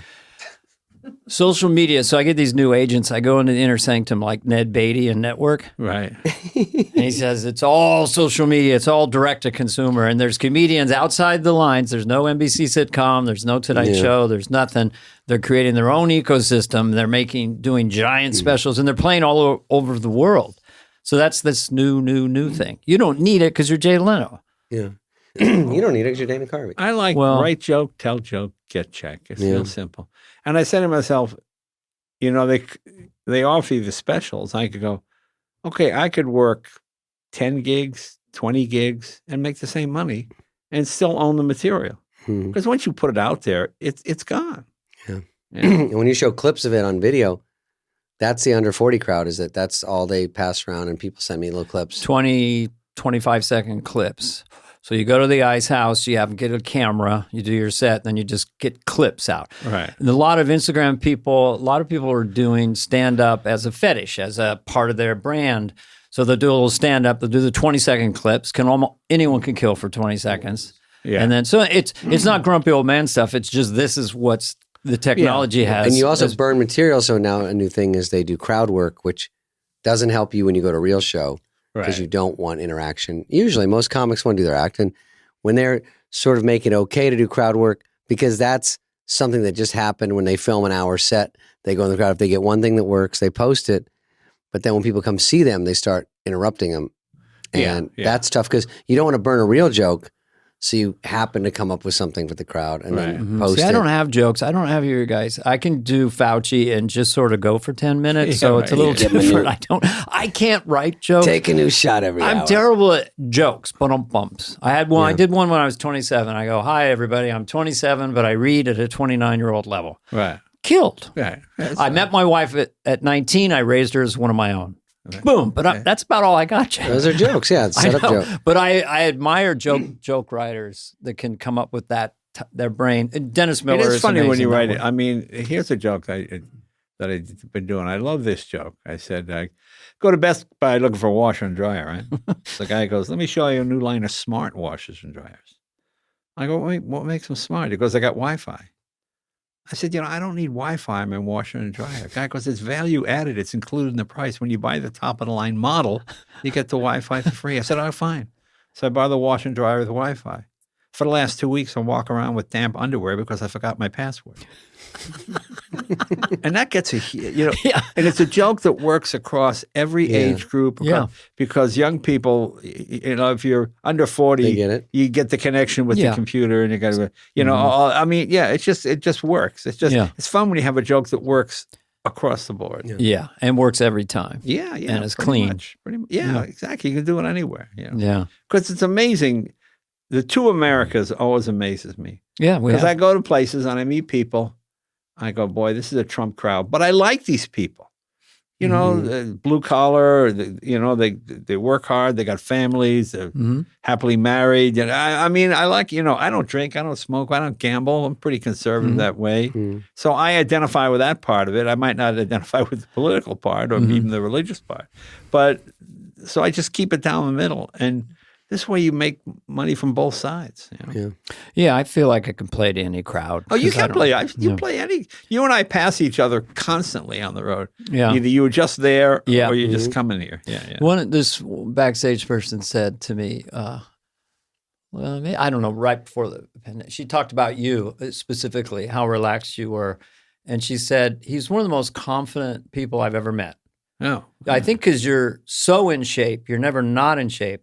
As a performer, because I remember even as a young performer, and I would open for you, and you'd just be in a chair by the stage, and in those days you had a pipe. Oh yeah, and you're just like so relaxed because you've been on stage, you've been doing your act, and then I come off stage, and you just said to me, and you were right. You said you're going to need some more jokes because I didn't have any jokes. I was more of a sketch player organically. Right. Then I got on Saturday Night Live, and the rest is history. Yeah. Right. Do you use a set list? You never do you? No, I don't have anything. I'm dyslexic, so I don't have anything written down. Jesus, it's hard to remember a whole hour. Well, I don't know. if something gets a laugh, I just remember it, and it just. Bill Burr doesn't write anything down. He said he goes out every night and he's hitting 3 stages. And but that's what I mean to me, because the stage is not a normal place to be. Okay, and if you're not on stage for 2 weeks, it's like that's true. Well, this is what you're tripping over your work. I mean, it should be second nature. Yeah. I mean, what I used to do, and I still do it sometimes. I'll try to write a letter with my hand while I'm doing my act, not in front of an audience, but to see if I can compartmentalize. And so that way I can be thinking of what I'm going to say to the guy that's heckling me while I'm doing my act. Because it's like doing the pledge. I pledge allegiance to the United States of America, and you can do something while you're saying that because it's a part of it. You know it so well. Yeah. And the same thing with comedy. So if I can write a letter with this hand while I'm doing my act, it's just a good way to practice. Yeah, you're right. You do have to desensitize to the whole concept of here he is and be funny now, and everyone's looking at you. This is kind of out of nowhere, but did you ever meet like early SNL people like Belushi or Gilda? Yeah, I picked Belushi up at the airport. But on Saturday Night Live, I went with Bud Friedman. He was coming to the Improv. Oh, really? I didn't know him that well. I just, he was like a crazy, drugs. I just wasn't that guy, but I mean, I certainly liked him and admired him. Yeah. Must have been huge at that point. Oh, yeah. You got big fast. That was the first year, yeah. And you played all the clubs. In L.A., for our fans out there, it was the Comedy Store, it was Coke and Pepsi in a way, and then it was the Improv. Right. Laugh Factory came in later. Yeah. Right. And you played everywhere, of course. Yeah, I did all of it. I painted the roof of the Improv when Bud bought the building. You lived in a storage room and you painted a roof. Yeah. I mean, you were busy. Yeah. Well, I always tell this story. I've been telling it lately about when I first came to L.A., I would live in open houses. I'd go to an open house. You'd see like open house 12 to 4. So I'd go at 3:30. I'd walk through the house. I go, thank you, goodbye. I'd slam the front door. Then I'd duck in the closet, And then the realtor would stick around for another 20 minutes, lock up and leave. This is before houses had alarms. It's unbelievable. Right. So, and I would just live in the house for 2 or 3 days. And one day one of the houses That's belonged. clever. One of the houses belonged to one of the Beach Boys. It was on Coldwater. I'm sleeping, and I hear the realtor. Now this is the bedroom. And I was sleeping in the bed, and this woman screams, Mommy, there's a kid. Get the children out of here. She goes, what are you doing here? I'm sorry. Get out. That's the only time I got caught. But I lived at houses on Outpost in Bel Air. I'd always try and find, and I never stole anything or damaged anything. I always made the bed. I just didn't have any place to live. So I come in full circle. I like Chris Rock's line when I go, I make millions, but I identify as poor. Right. Yeah. And you, it seems like, I mean, do you remember the first time you made $1 million? Because I remember you started to explode as a stand-up in the mid-'80s or something, from your Letterman shots, probably. Yeah. And so you were really doing well. We don't have to give the numbers, but you started to really get wealthy at that point. It was doing good. Yeah. First million is a big deal. It is a big deal. Feels like you're doing something. Feels like, okay, I can do this job. You are doing something. Yeah. Yes, exactly. Yeah. It didn't come easy. It does not. No, and I stand up when I think about, unless you're a savant, maybe like Eddie Murphy, for the rest of us, and even Louis C.K., it took 20 years really to become Louis C.K. Yeah, but something, you had a good time all the way, so it never really mattered. Well, once you're in show business, once I didn't have to be a waiter, and this is my job. Right. It was the most exciting thing ever. Yeah, that's right. I never thought, I just had a series of little breaks as opposed to some huge people. What was your big break? Well, it wasn't. Before I did Carson, I did Whalen Flowers and Madam. I did Dinah Shore. I remember I did Dinah Shore. I don't know why I thought this was so funny. But I'm with Dinah Shore. Jay, welcome to the show. Thank you very much. Well, thank you, Dinah. How you doing? Talking about, she says, tell me about your family. And I have a brother. He's 10 years older. Okay. Now I was like 23, 24 at this time. Okay. And I said, you have any older sister? Dinah Shore goes, yeah, I have an older sister. She's 85. I went, holy shit. I've never met anybody with a sister who was 85. I didn't have any friends that had 85-year-old sister. And she said, wow, what's so funny? You laughed in the face. Lost it. I just couldn't tell. I don't know why I thought that was so hilarious. Because you always think of it. You're 16, your brother's 19, they're 25. The fact that, and of course, Dinah Shore is one of those people. Maybe she's 60, maybe she's 4. I don't know how old she was. Makeup, And just the fact that I'm this young and you have an 85-year-old sister, I couldn't. By the way, you probably didn't know how old she was at all. Like, I don't know anyone on TV how old they were. I never even thought of them. They're just a person on TV. Yeah, right. And you get their age, you go, holy shit. They were all old when you're growing up because they were coming from radio and movies. It was Jack Benny. Right. He made jokes about Bob Hope. I didn't know he was like. I never met. I would have loved to have met Benny. He was my all-time favorite. Just the best. I knew Hope a little bit, and I did some things with him, and he was very nice. But he wasn't a comedian. He was a funny guy, and he could sing and dance, and he could do it all. And kept all the writers on staff, but not an ad-libber guy like Newhart. Nobody funnier than Newhart. No, and I don't know if this is true, but you always wonder behind the scenes. People had told me that Jack Benny was just the most generous comedian. Yeah, he would be in the wings and really laugh. Isn't he great? You know, just that type of person. Yeah, it's nice to hear. Cosby used to be that way. I remember I was Bing Cosby. No, Bill Cosby. Oh, Bill. Bill Cosby. Oh yeah, before the. I remember I was opening for Neil Sedaka up at Tahoe. And Neil Sedaka got sick, so they're bringing Bill Cosby in. Mm-hmm. I said, "Oh well, I guess." And Cosby said, "No, have Leno open. That'll be fun." And my name was as big as his on the marquee. I mean, all these things he didn't have to do. Mm-hmm. He's very nice, and he had 2 girls with him, which. That's none of my business. That's another, a little appetizers.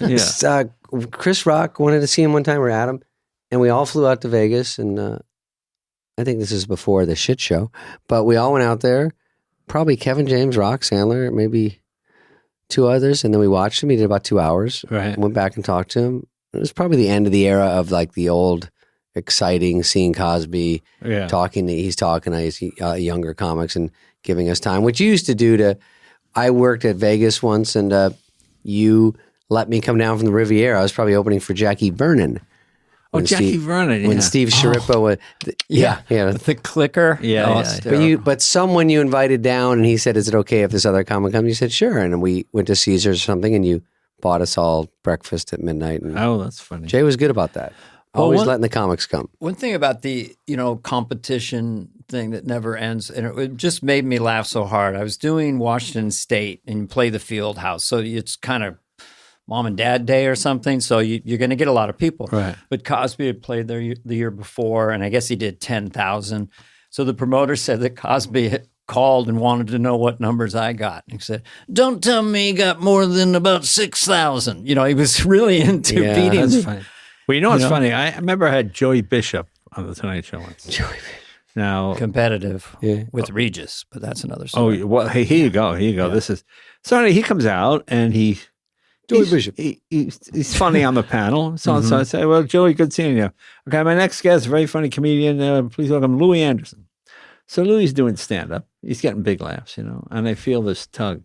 Hey, you think that's funnier than what I did? I go, well, no. You think that's funny what I did?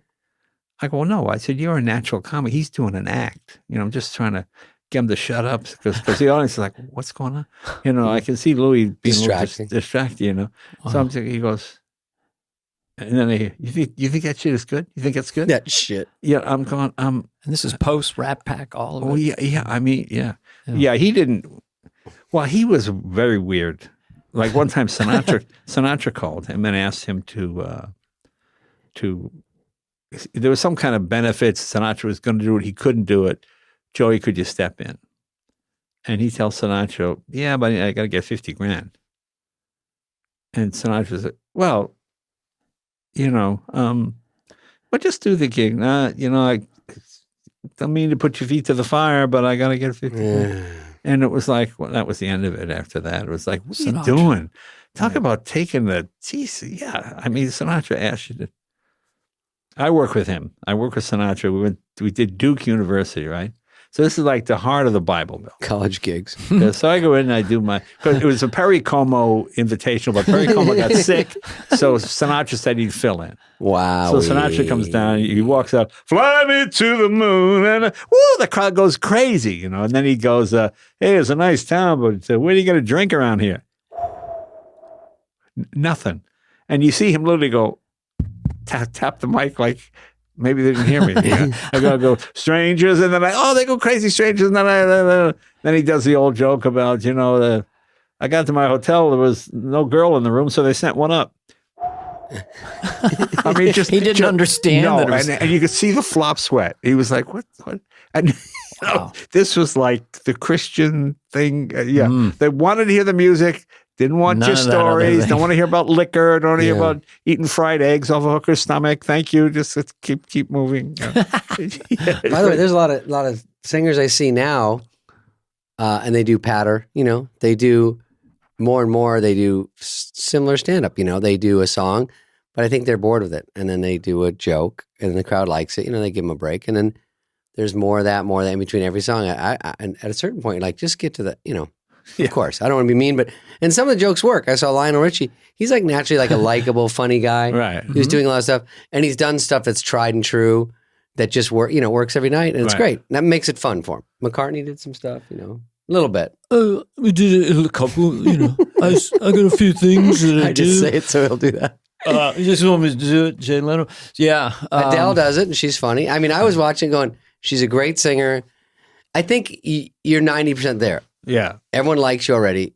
You do a joke. It's fun. We have good joke writers writing good jokes. I think people write them jokes. And you just did you ever work with McCartney? I did a benefit with him. I didn't work with him. I hung out with him, but not. So I made the big mistake of ordering a pepperoni pizza. Oh. So I got the box. I'm thinking maybe the band, like, you guys want a slice? Oh, we love Gov, but the boss he'll smell the meat on our breath. We can't take it. I said, well, no, Pepe goes, he's coming. He's coming. Can you get that thing out of I had to hide the pizza, and like I'm putting like towels under the door to keep the smell of the pepperoni. I hope that's not pepperoni. I'm smelling something. Where are my 3 backstage towels? Yeah. So when because you didn't finish that, were you open for Cosby? Was he generous with you? Was that what you were afterwards? Very nice. Yes, very nice. And he had these 2 girls with him, like Thumper and Bam Bam. It's just kind of weird. I know them, Tahoe area. Yeah. And my wife and I and he and the 2 girls, and we go out to dinner, and my wife would go, is he sleeping with these? I go, I guess so. I don't know. But they were adults. It's not like they were, so to me, what do I know? I don't know what your situation is at home. Yeah. And the 4 of us would go and do stuff, and he was very nice, but it just got stranger and stranger. And eventually on the Tonight Show, all the female talent coordinators refused to work with him because, he'd be sitting in his boxer shorts and they'd be open and they'd be like, oh, this is not good. It was very, very weird. Just very strange. Very eccentric. I played this casino in Central Oregon, and they said Cosby would always come in 2 days early on a G5. Right. He couldn't be making that much in the room. Yeah. He'd get a rotary old-fashioned phone in the room so he could call his friends. They'd have the chefs come up because he'd bring Philadelphia hot dogs in a freezer and explain how to cook it. Right. And at corporate dates, he'd get 20 cookies on a tray and leave them outside his dressing room. He'd go to his set, and then he would come back and count the cookies. And if one was missing, it was not a good evening.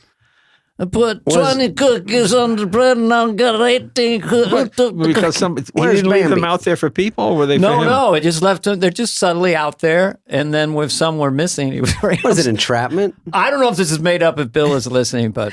I like when you get crazier and more famous and just older. Crazy. You start going, I need this shit. And the stories I hear about people on the road, and like you said, they're apologizing because they don't have my blue chips, and then you go, what went so wrong that you're this scared? And they're like, we had J-Lo or whoever, Right. J-Lo, not Jay Leno. No, not Jay Leno.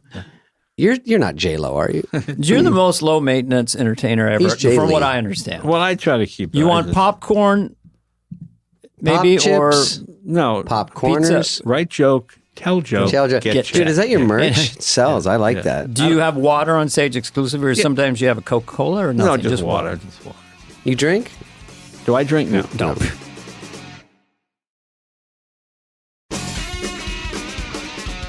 I got a question.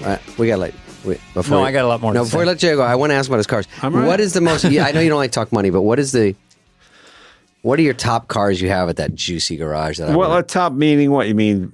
Probably expensive. Well, I'm one sure that you love the most first. Well, I like them all. I want the favorite. I mean, I guess the F1 McLaren would be the one. Okay. I mean, I bought it in '98 for $800,000. People, you're out of your mind. I said, well, this is one thing I wanted. And the last offer I got was 20 mil. So. I mean, goddamn, those. I went to Barrett Jackson. I go to Barrett Jackson every year. Wow. Those are a little tricky because they do get you on the way in and way out. Like if you sell one, there's a little vig. You got to give them a little wet the beak a little bit. So, but it is fun to go there and like you, like people that have an interest.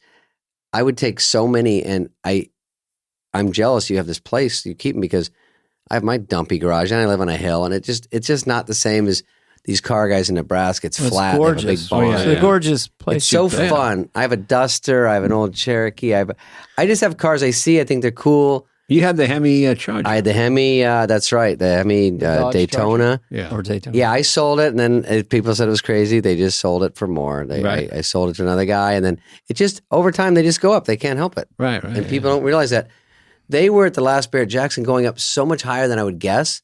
It was a noticeable jump, like crazy. Where you go, this is. I don't know how they're. It'll go up. It'll take longer, but they'll go up. Well, it's a good way to launder money too. Is that what they do? I'm a cartel guy. I buy a car for $300,000.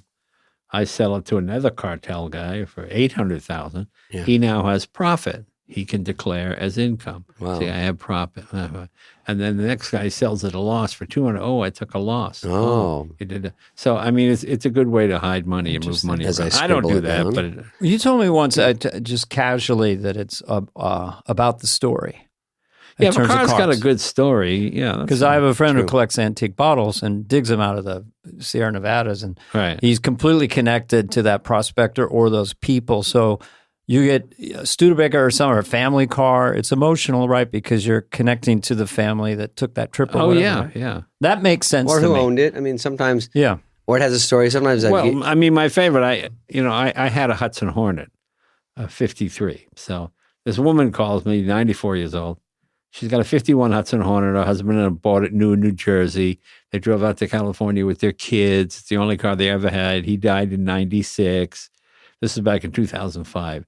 And it's been sitting from 96 to 2005 when I buy it. I go, I don't really need what come on. So I go out, and it's not bad. It's got 4 flat tires, and it's just been sitting. Not great. So I said, I'll give you, what do you want? She goes, $5,000. I said, all right, I'll give you $5,000. So I buy it for $5,000. Take it back to the garage. It takes me about a year and a half. I get it all restored. I said, let me call her up. See, she's 96. Okay.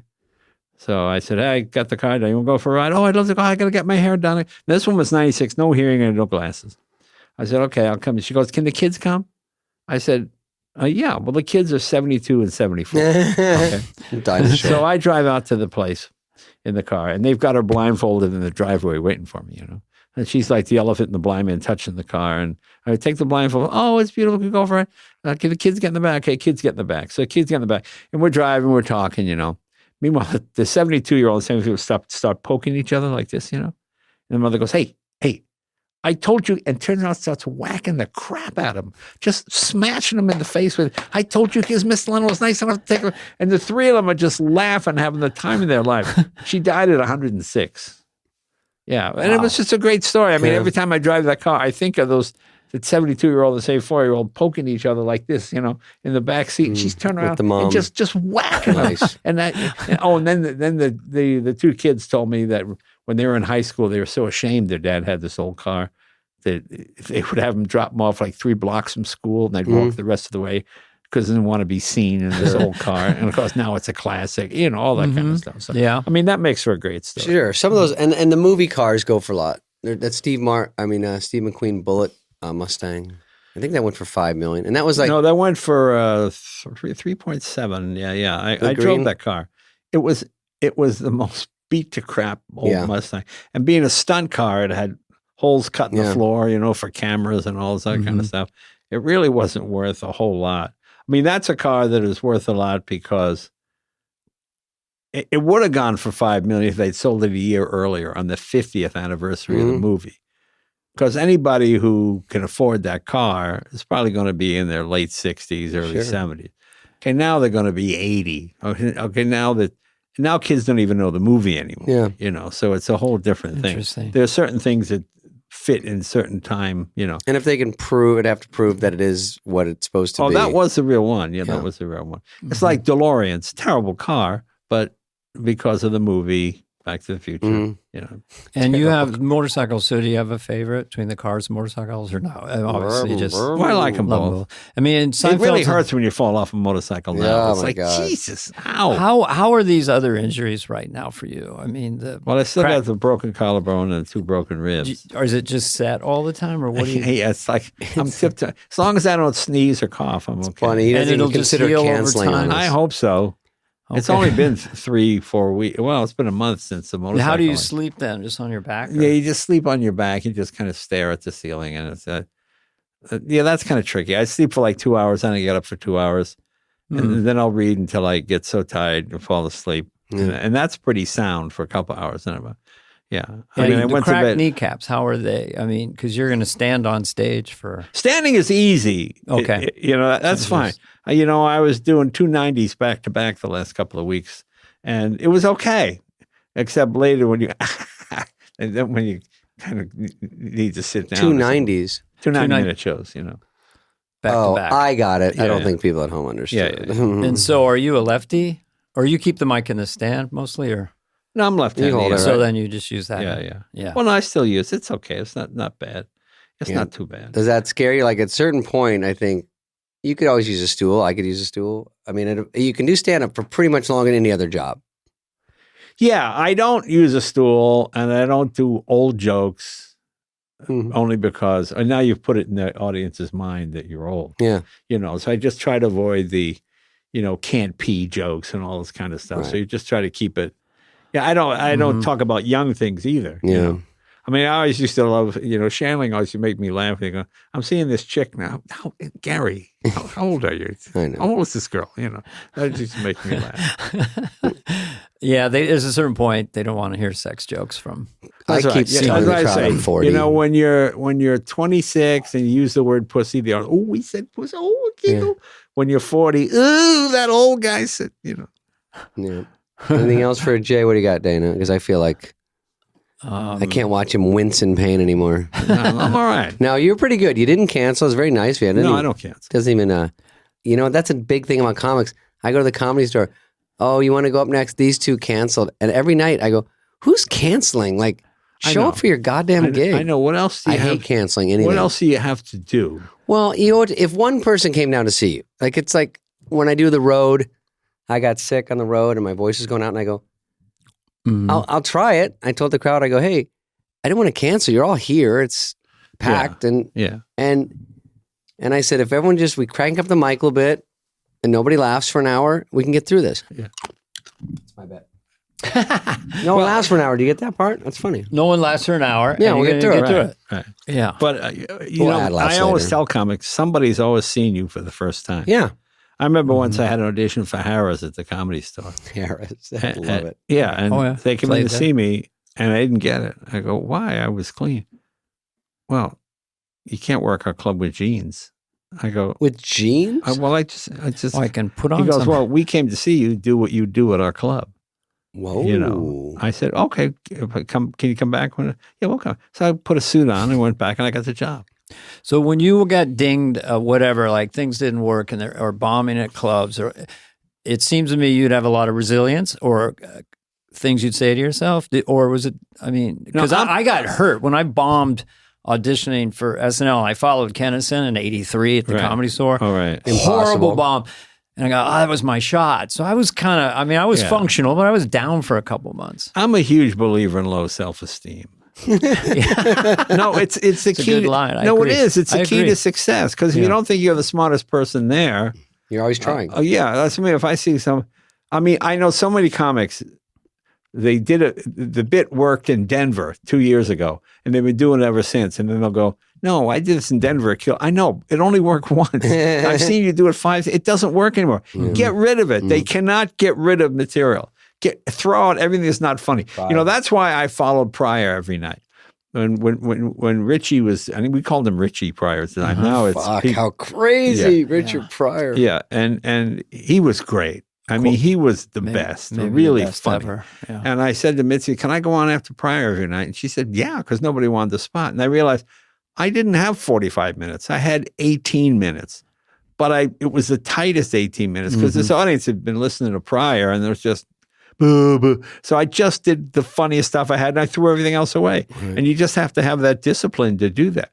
I mean, so many guys go up and they just screw around. You're there to work. You have 20 minutes, work. Come up with stuff, try new material, make it tighter, throw out every word that's not funny, and just tighten it up. Okay, I have an idea for you. Yeah. One of our sponsors is Masterclass. Oh, he should teach Master's class. And Steve Martin's done one, people done one, but you have a very specific point of view that's really, really would help people who have talent and discipline. Well, yeah, I mean, to me, Seinfeld and I have this discussion all the time. It's an art form. You need to be a specific, tight. You're not up there to screw. I know so many, they just get up and they screw around and they think that that's fun. Yeah, I got a laugh. Yeah, but you had this 2 minute, every 6 to 9 seconds, you should get a laugh. I love that. That's about right. When you say? When I would say, you should, like 6 laughs a minute or more. Yeah, but you're getting a laugh every 6 to 9 seconds because maybe it's not a joke, but it's a funny impression or it's a funny manner. No, I wanted to roll. I came from watching Rob Williams, and he was the one would do his thing and come back to San Francisco. I thought, I have work to do. Right, yeah. So I kept going, if that is the standard, I have a lot more work to do. Right, exactly. Yeah, that's all. Yeah, amazing how lazy people are. When I started in Arizona, there was, as I said to Colin Quinn, I go, I started and there's no comedy scene. He goes, is there one now? I go, oh, I guess not really. But in Arizona, no one was doing stand-up when I started. Yeah. So you had to really want to do it because I think now it's kind of cooler. It's a bigger deal. You see people playing theaters, arenas. So more people gravitate to that and they just do whatever. I always remember a comic said to me, he said, well, you and Seinfeld, you guys are lucky. You started during the golden age of comedy when everything was funny. Now, that's no golden age of comedy.